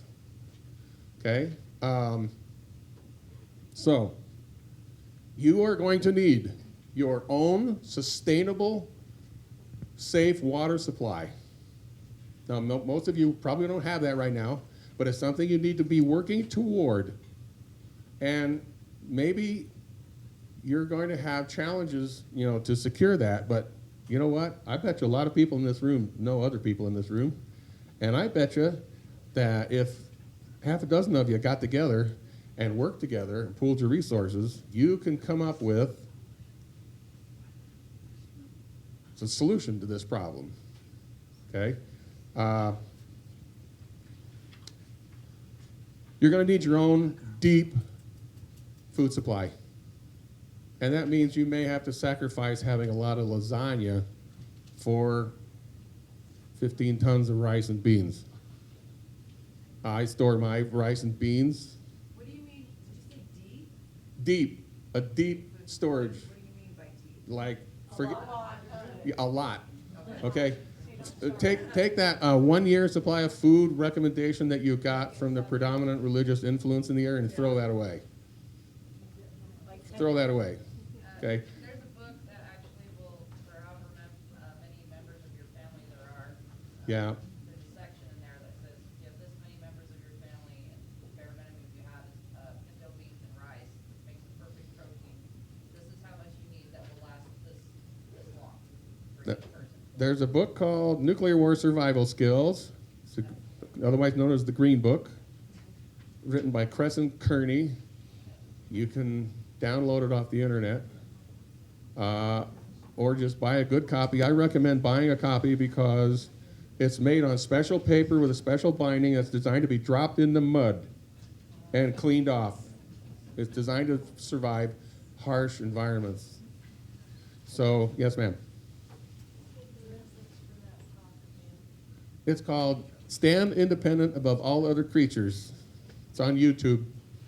Bruce R. McConkie.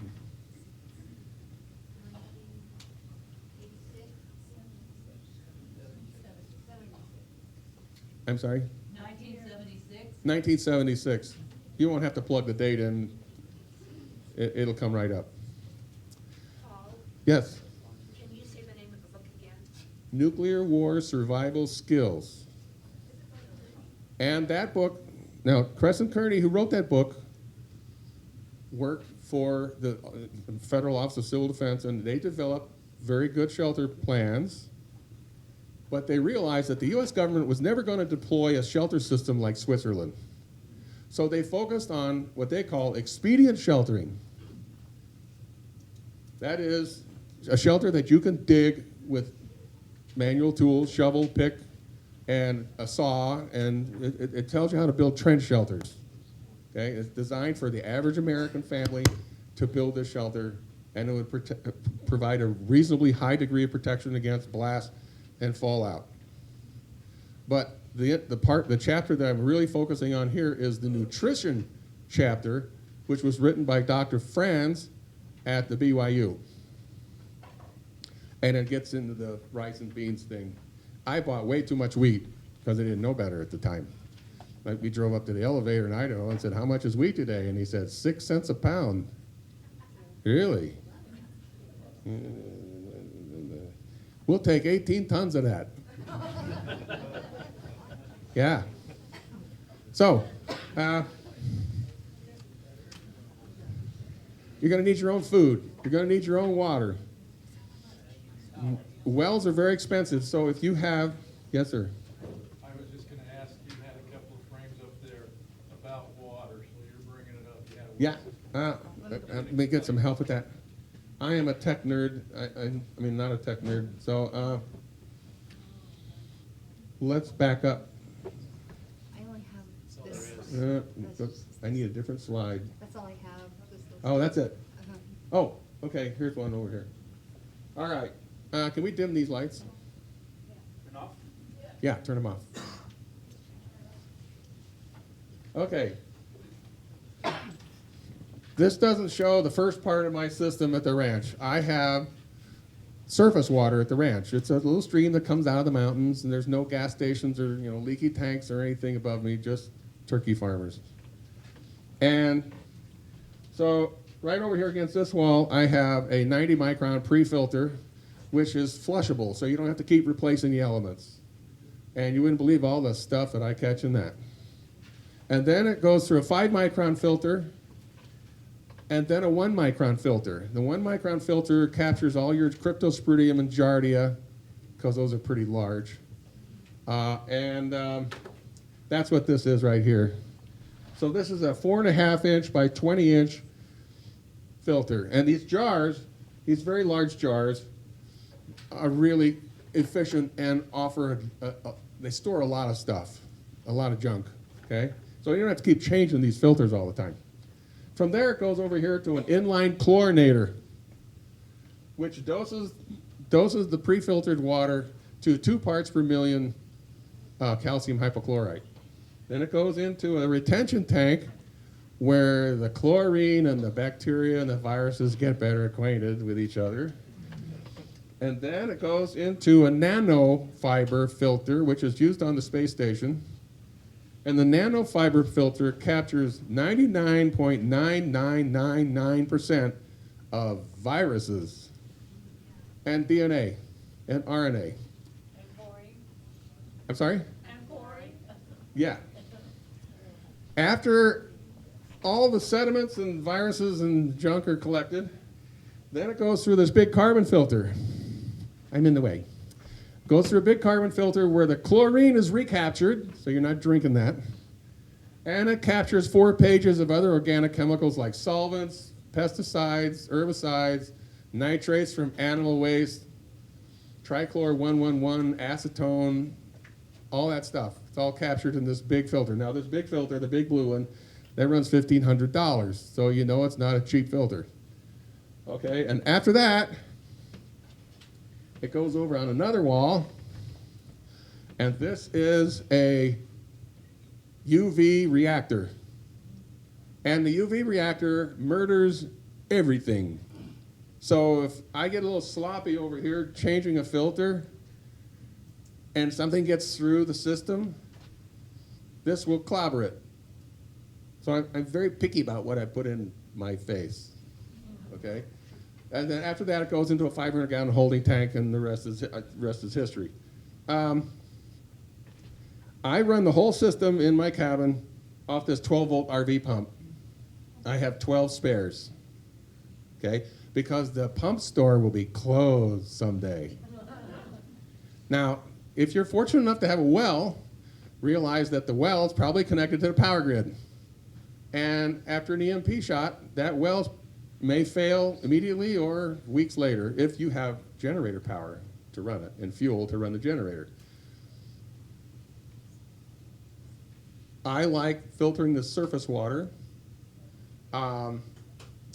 There are very good solar-powered water wells that don't take up much space, and you can buy those and keep them handy, and you can slip those into your well casing and use those very effectively. Now, they only produce 1 gallon a minute, but in 10 minutes, that's 10 gallons. In 100 minutes, that's 100 gallons. So you need some kind of a holding tank to collect it, but there's your solution. Doesn't involve the grid, no dependency on the grid. There's ways to solve these problems. Have you heard about primary water wells? I have not.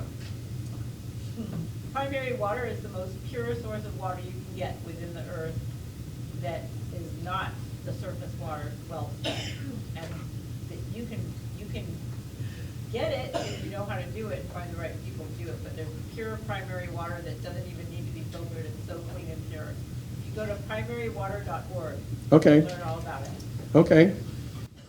I like surrounding myself with people who are better looking and smarter than me. But you have to know how to do it. Yeah. Well, I think they're gonna stop here pretty soon, so where do we go to find out? Okay, good. Okay, good. We're getting to that. The reason I focus so much about water is because I don't care how much food you have. If you don't have water, you're done. Okay, you're going to die from lack of water first. I originally found a filter called the lake water filter. The lake water filter. And it's manufactured by Equinox. I don't make any money off of these things. Equinox makes the lake water filter. And they provided the chlorinator and the retention tank and the charcoal filter. But they had these itty bitty filter jars. And it worked pretty good, except every 1,500 gallons, I'm changing the fine filters, which drove me up the wall. And then I discovered an outfit called Water Pure Technologies. 2 words. Water Pure Technologies, and they are in Sandy, Utah. And they had these great big filter jars, like this one. Okay, so this filter, the one that captures all the viruses and everything, that's going on its 4th year. And they can pass up to 20 gallons a minute. So these are like really good filters, but they'll still pass 20 gallons a minute. Now, a word on emergency water filters. I hung around with Jim Phillips for 40 years, and he was an engineer, and he bought every emergency water filter on the market and took them all apart and tested them and tried to put them back together. And there's one common thread that runs through all of these. Number 1, they test them on tap water. And knowing this, when I called up LifeStraw, who at the time was claiming their LifeStraw would stop viruses, they had a big filter called the Community. And they said it would provide safe drinking water for 105 people for 4 years. Wow, that sounds pretty good. So I called them up and said, okay, so when you test your filters, do you use tap water or ditch water? Well, she wouldn't answer the question. Well, we have to test according to NSF standard 54 and 58, and we have to test for chlorine absorption. Well, honey, there's no chlorine in ditch water. So I'm telling you that the best of the emergency filters only use 1 or 2 processes to treat that stuff that's flowing past you in the ditch. Your city uses 18 to 23 processes to treat your drinking water. So these little $300 or $400 filters, their advertisement is misleading, and they don't tell you that those filters are going to clog on ditch water very quickly, and you're going to be spending, if you can self-clean, clean them in the field, that's great, but you're going to spend a lot of time cleaning them, as I discovered elk hunting with my Katadyn pocket filter. I get about 1 liter of water, and then I had to stop and tear it all apart and clean it and repeat as necessary. Okay, so yeah, it kept me from getting sick, but I had to clean it every liter. Well, you're only good for 300 cleanings, and you got to throw the element away. So you got to ask yourself, is your family going to be well served by a $300 emergency filter? Probably not. So I go into, how much time do I have? I'm good. Bron Sakotis, my friend on the EMP Commission, made a comment to me over a hamburger, said, the cities will die. Get out. Wow. And then he went back to telling me what he was doing in Virginia. Okay, but this kind of just came out of his mouth. And so, okay, I remember that. And it all made sense when you think about everything he's taught me all this time. Well, 2 years later, I go into the West Jordan City Waterworks, as an ordinary mouth breather. And I told the receptionist, I'd like to talk to one of your engineers. And she said, you go sit over there. So about 10 minutes later, this gray-haired man came out. I like gray-haired men because they know a lot of stuff. And After about 15 minutes, he was satisfied that I wasn't going to sabotage the city water system. And so he opened up and he said, we get 82% of our water from the reservoirs up in the mountains. And it comes down to the 6-foot diameter concrete pipes all the way to the water treatment plant. Jordanelle, Deer Creek, Pineview. I said, okay, and we get 18% of our water from the city wells in the summertime if we have to use the wells, but we don't like to use the wells. Okay, what if we have a 7.5 earthquake on the Wasatch Front? I said, well, the concrete aqueducts will be damaged coming down the canyon. It'll take 4 to 6 months maybe to rebuild those, but we can keep the city alive on just the wells if nobody takes a shower and if we can maintain the supply of diesel fuel to the generators. Oh, and if we don't have 10,000 breaks in the city water lines throughout the valley. Okay. Okay, so what about an EMP laydown? And he looked right at me and said, the city will die. I thought, that sounds familiar. So these are the cruel facts that you don't hear about from your politicians. And I asked Ed York, how come our leaders never tell us about any of this stuff? And he said, it's real simple. Frightened voters do not vote for incumbents. So they don't tell you anything. They just keep you in the dark. Yeah, you're being defended. You're spending $850 billion on defense, but you're not really being defended. And so the people in this room now know what your neighbors don't know, and that is you're on your own. And I hope that you'll all do something about that. Just put it on your priority list, you know, maybe not go to that Taylor Swift concert or buy that big boat this year. You might want to put that off and do something about your life.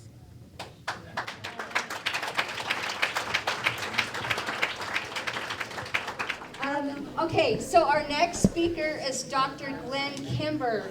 Glenn Kimber is an American author, educator, and founder of Kimber Academy, a network of private schools who is known for his work with U.S. homeschooling families and his advocacy for the constitutional education. He has testified before legislative committees, appeared on radio and talk shows, worked on educational projects like the Miracle of America.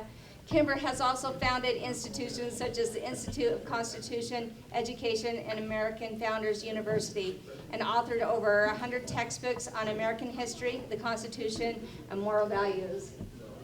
All right, come on stage here.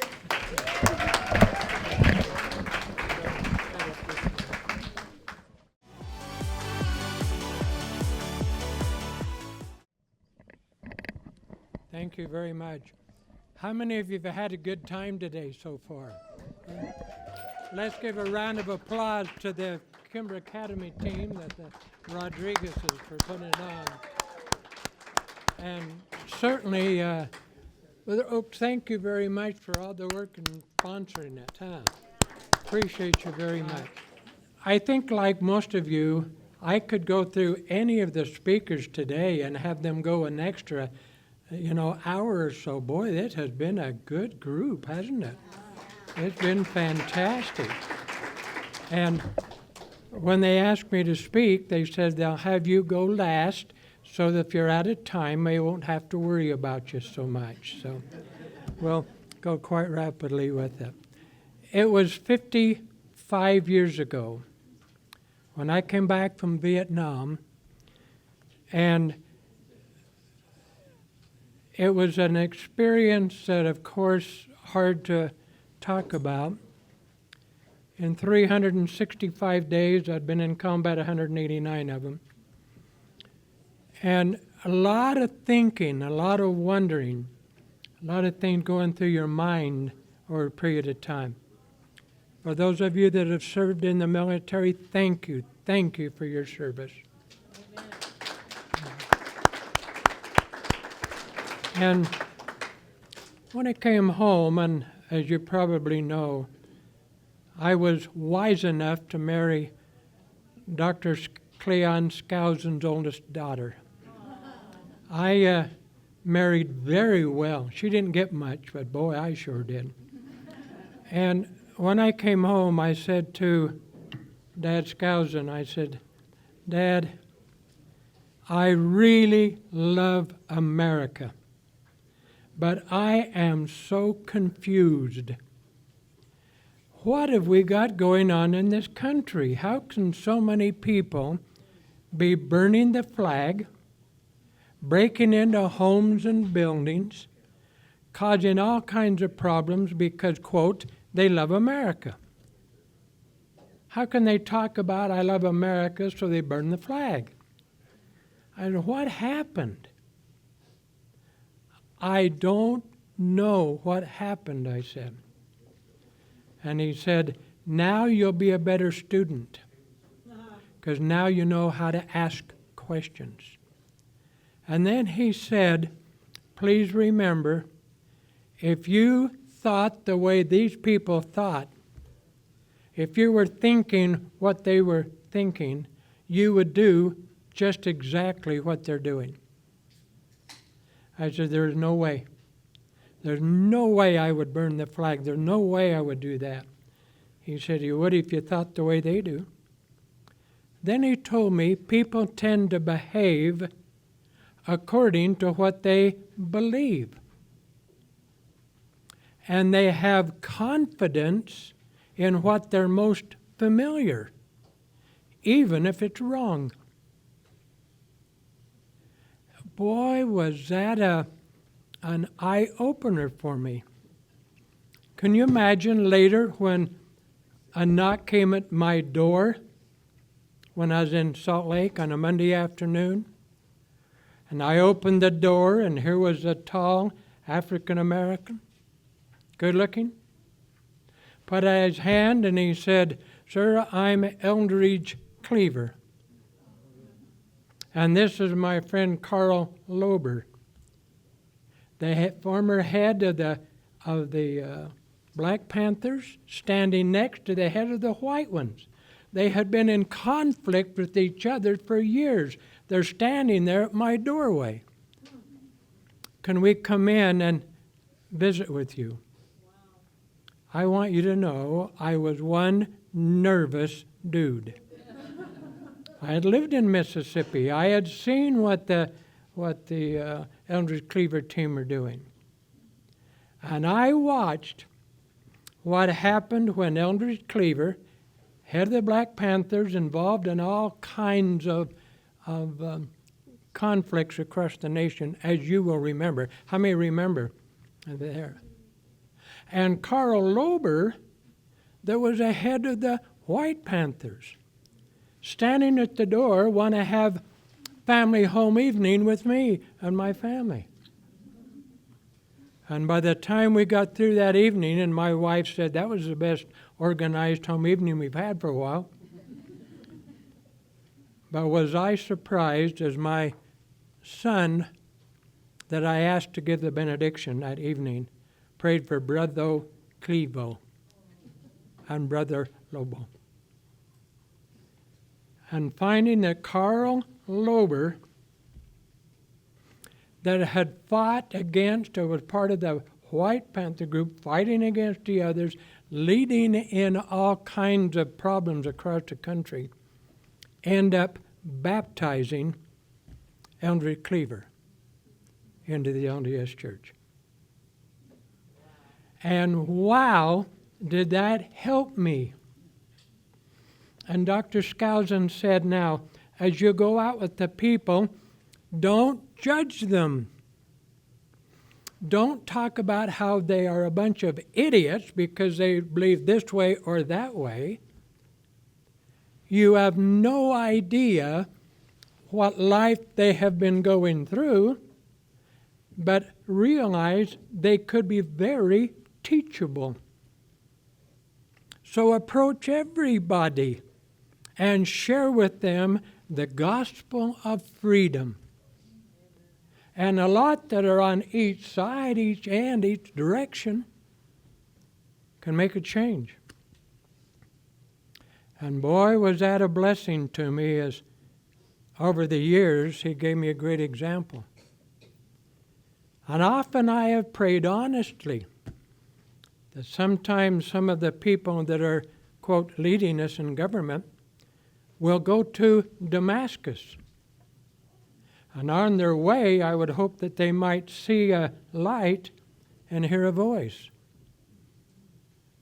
The Apostle Paul was leading a program to destroy Christianity. And he went from that extreme to an apostle by going through a spiritual experience. And over the years of the last 55 years now, I was able to travel with Dr. Skousen, his right-hand man, for 35 of them. And the thrill of watching Dr. Skousen, he would always look at everybody, though they might be an enemy at that particular time, a potential friend. And he taught me something in a statement that I had learned years before. May I share it with you, not in judgment of what we've been hearing today. I'm not talking about that. I'm here as a jolly old fat man and probably the oldest one in the group. Anybody here older than the mid-80s? All right, I'm senior. But he said, now remember, a good thing to remember and a better thing to do. Work on a construction gang, not a wrecking crew. You will never build yourself up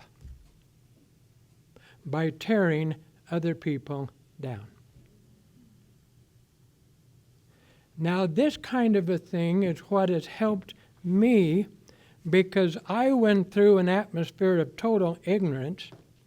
I knew nothing about politics.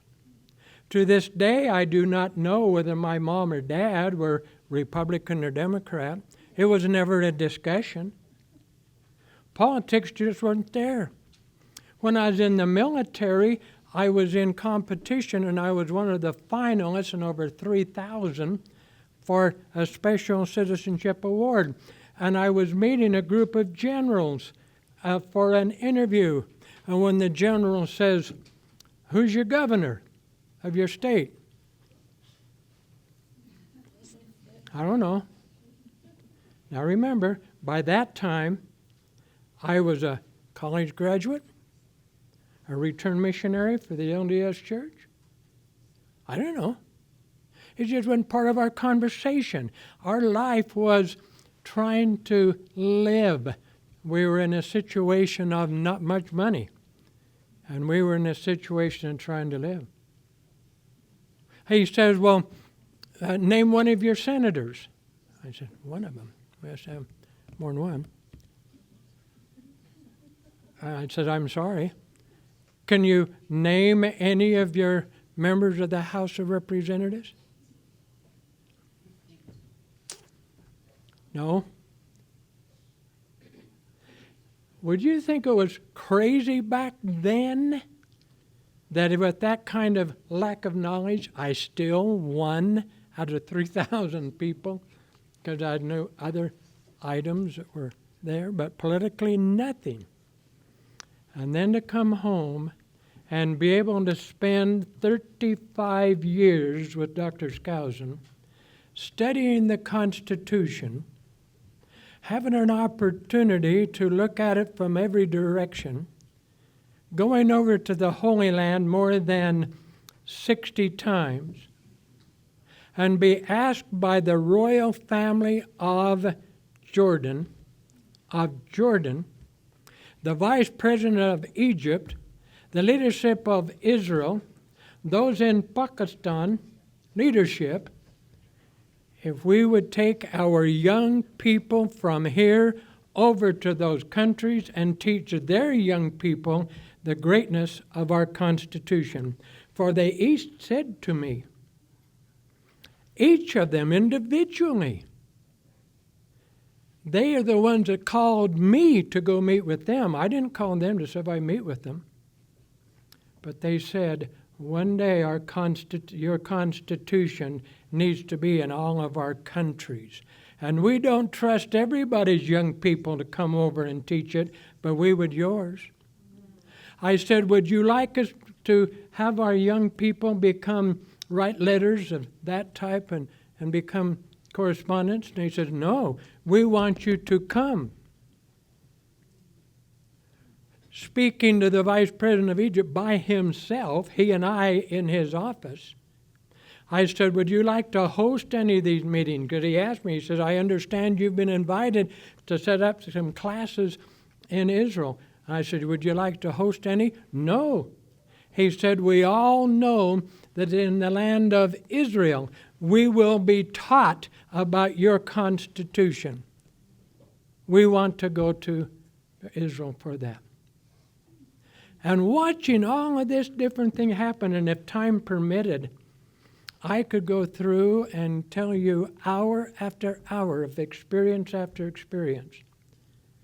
But I want you to know that this has been one of my greatest experiences I've had, to be with Dr. Skousen and go from knowing nothing to knowing a little bit about the Constitution.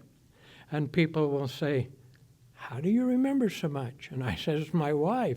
She'll say, this is the way it is, and don't you ever forget it, and so you have to remember. Now, you heard from Mark Skousen.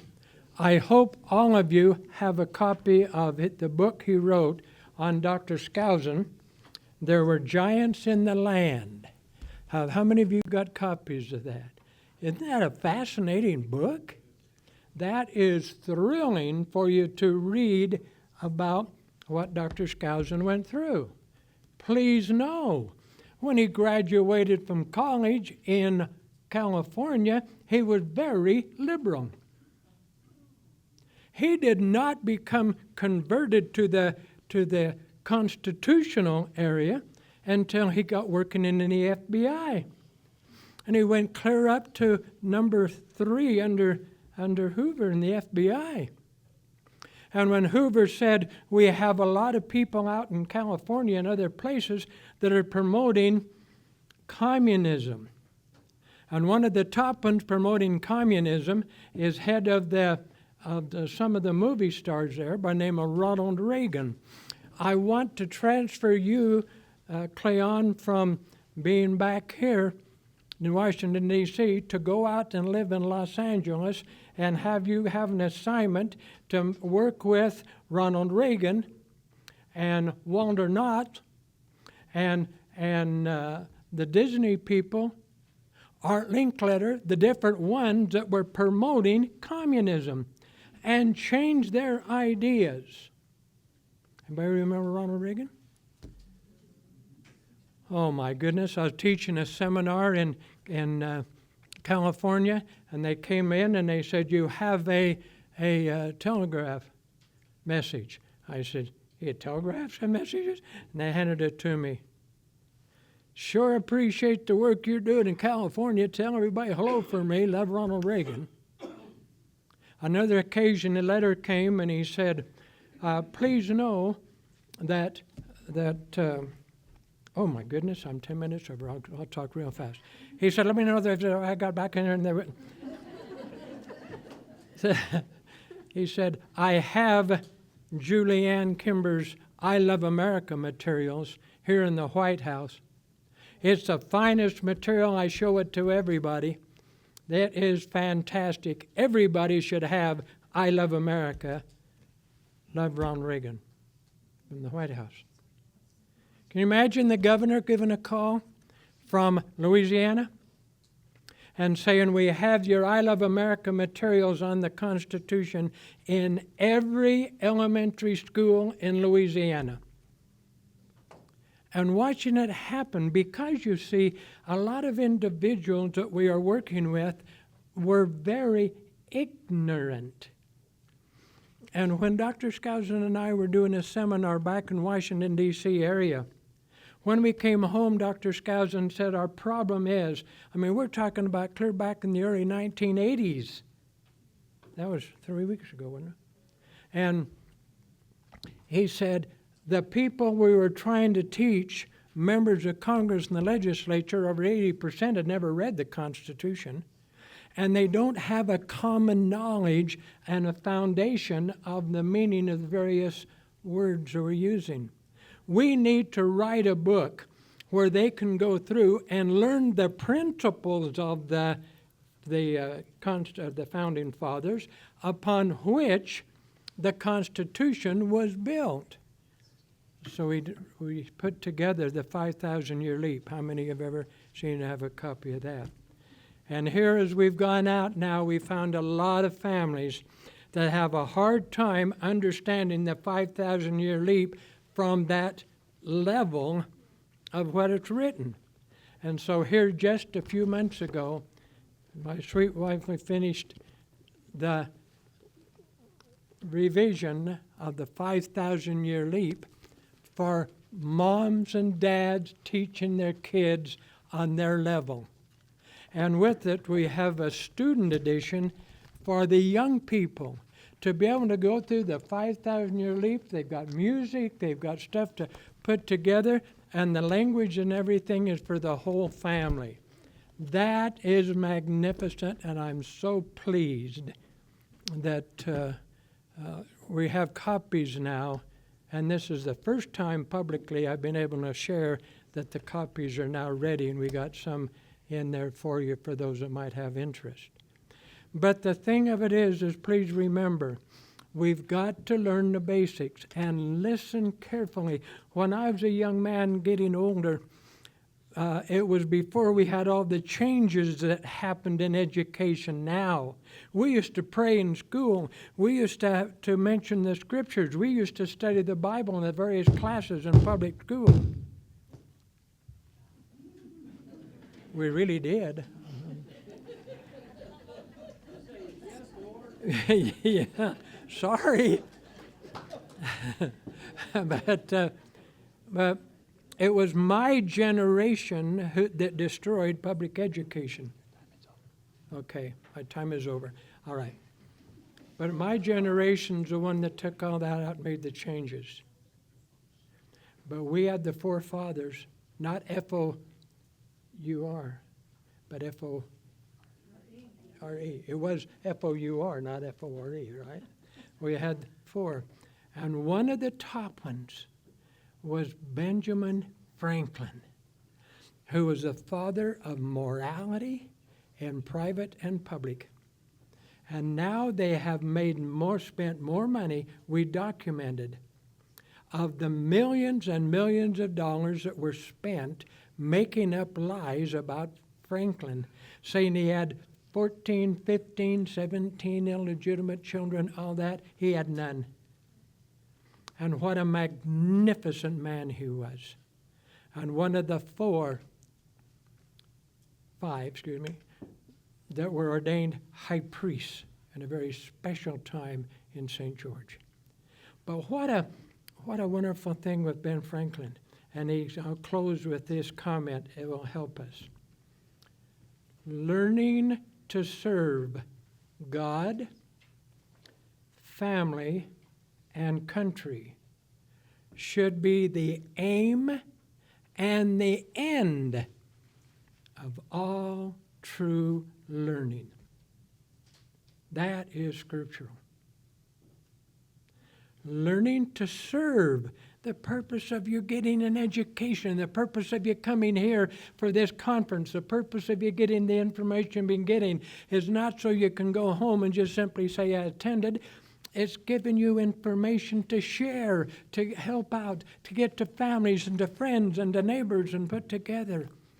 The purpose, to serve. The aim and end of all true learning is learning to serve God, family, and country.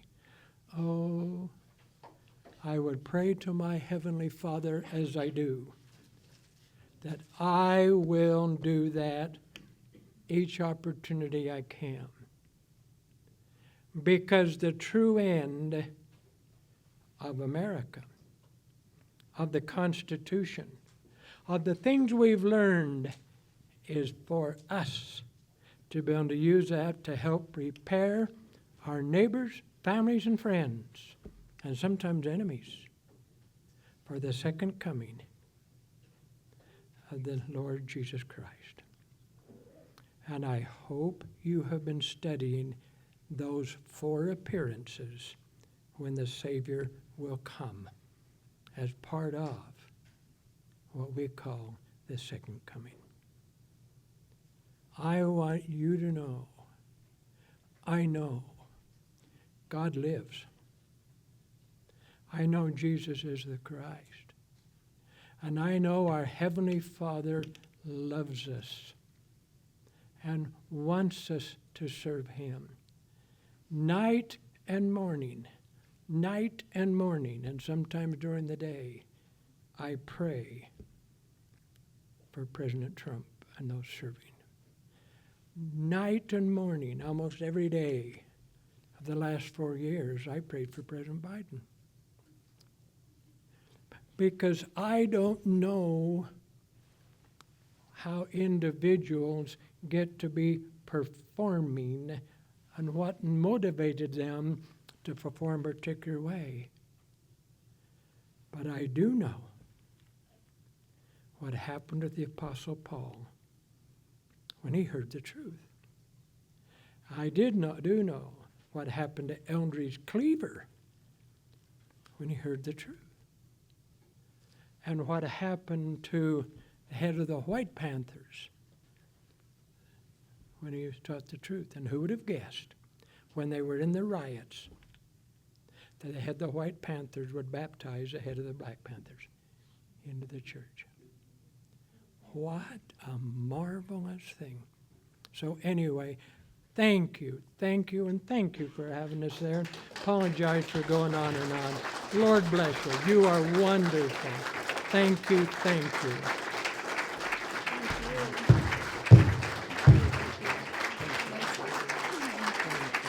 Thank you, Doctor. Jacob Oakes has just some closing remarks. I just want to thank you guys for all being here and listening to this. You guys are awesome. You're my heroes too. So come on out, Jake.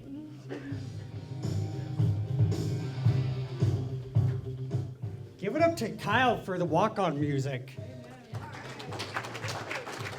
And Tiago for helping with tech. These two working together. There's a lot of details behind the scenes that goes into something like this.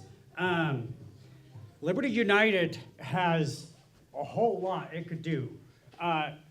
You could ask my friends that get text messages from me at 2 in the morning, 3 in the morning. This brain does not shut off. It's a gift and a curse. But there's so much more that we could do to reach people. And I try really hard to not overload my team. And so I take on the brunt of the work, but they come in and kind of pick up pieces I'm dropping as I'm running around in circles like the Tasmanian devil. But we are always welcoming more people to pitch in and help. Whether you know tech stuff or you're not tech savvy at all, but you know stuff. You know educational material, or you know you're good at networking. Whatever skills you have and you feel like you could contribute to the cause, we will welcome more to the team. Just come talk to me. I thank you guys for taking time on a Saturday. I don't know about you, but you could feel it in your bones that things are shifting. There's a line being drawn. And Dr. Kimber, I put on a lot of events, And I've never had a room. A lot of times it's really hard to keep a schedule going on time when you're not a big production like Freedom Fest. Freedom Fest is really cool, but when you're not a big production where you're rehearsing things and there's rehearsals, It's hard to keep things moving along on time, so sometimes things get a little bit behind schedule. I've never had a room full of people when we say the time is up, go, oh! So congratulations, that was a powerful presentation. Give it up for Dr. Kimber again.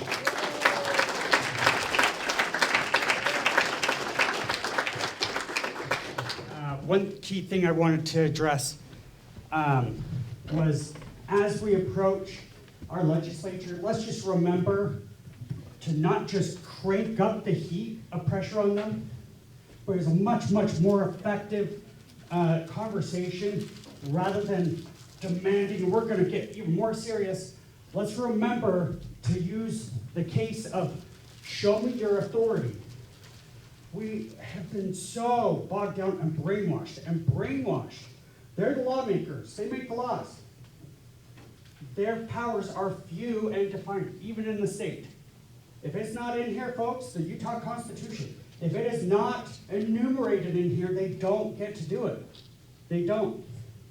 And so Natalie just told me that they've done something really cool where they're categorizing it. Education or health or I don't know what categories, but she said they're doing a really neat job of kind of breaking things into categories.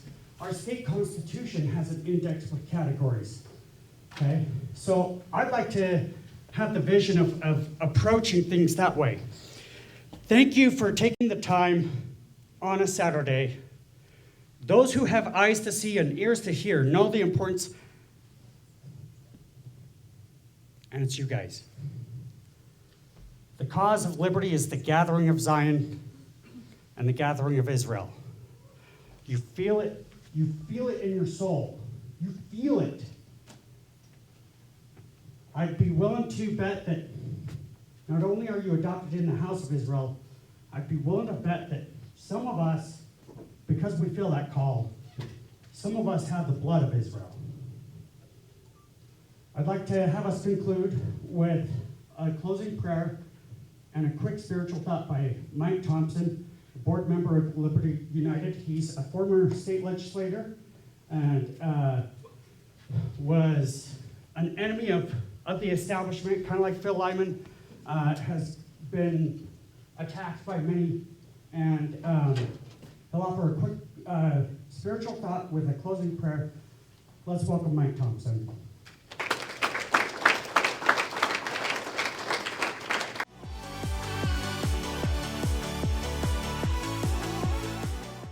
Bring my Bible with me today when Jake asked me to do this.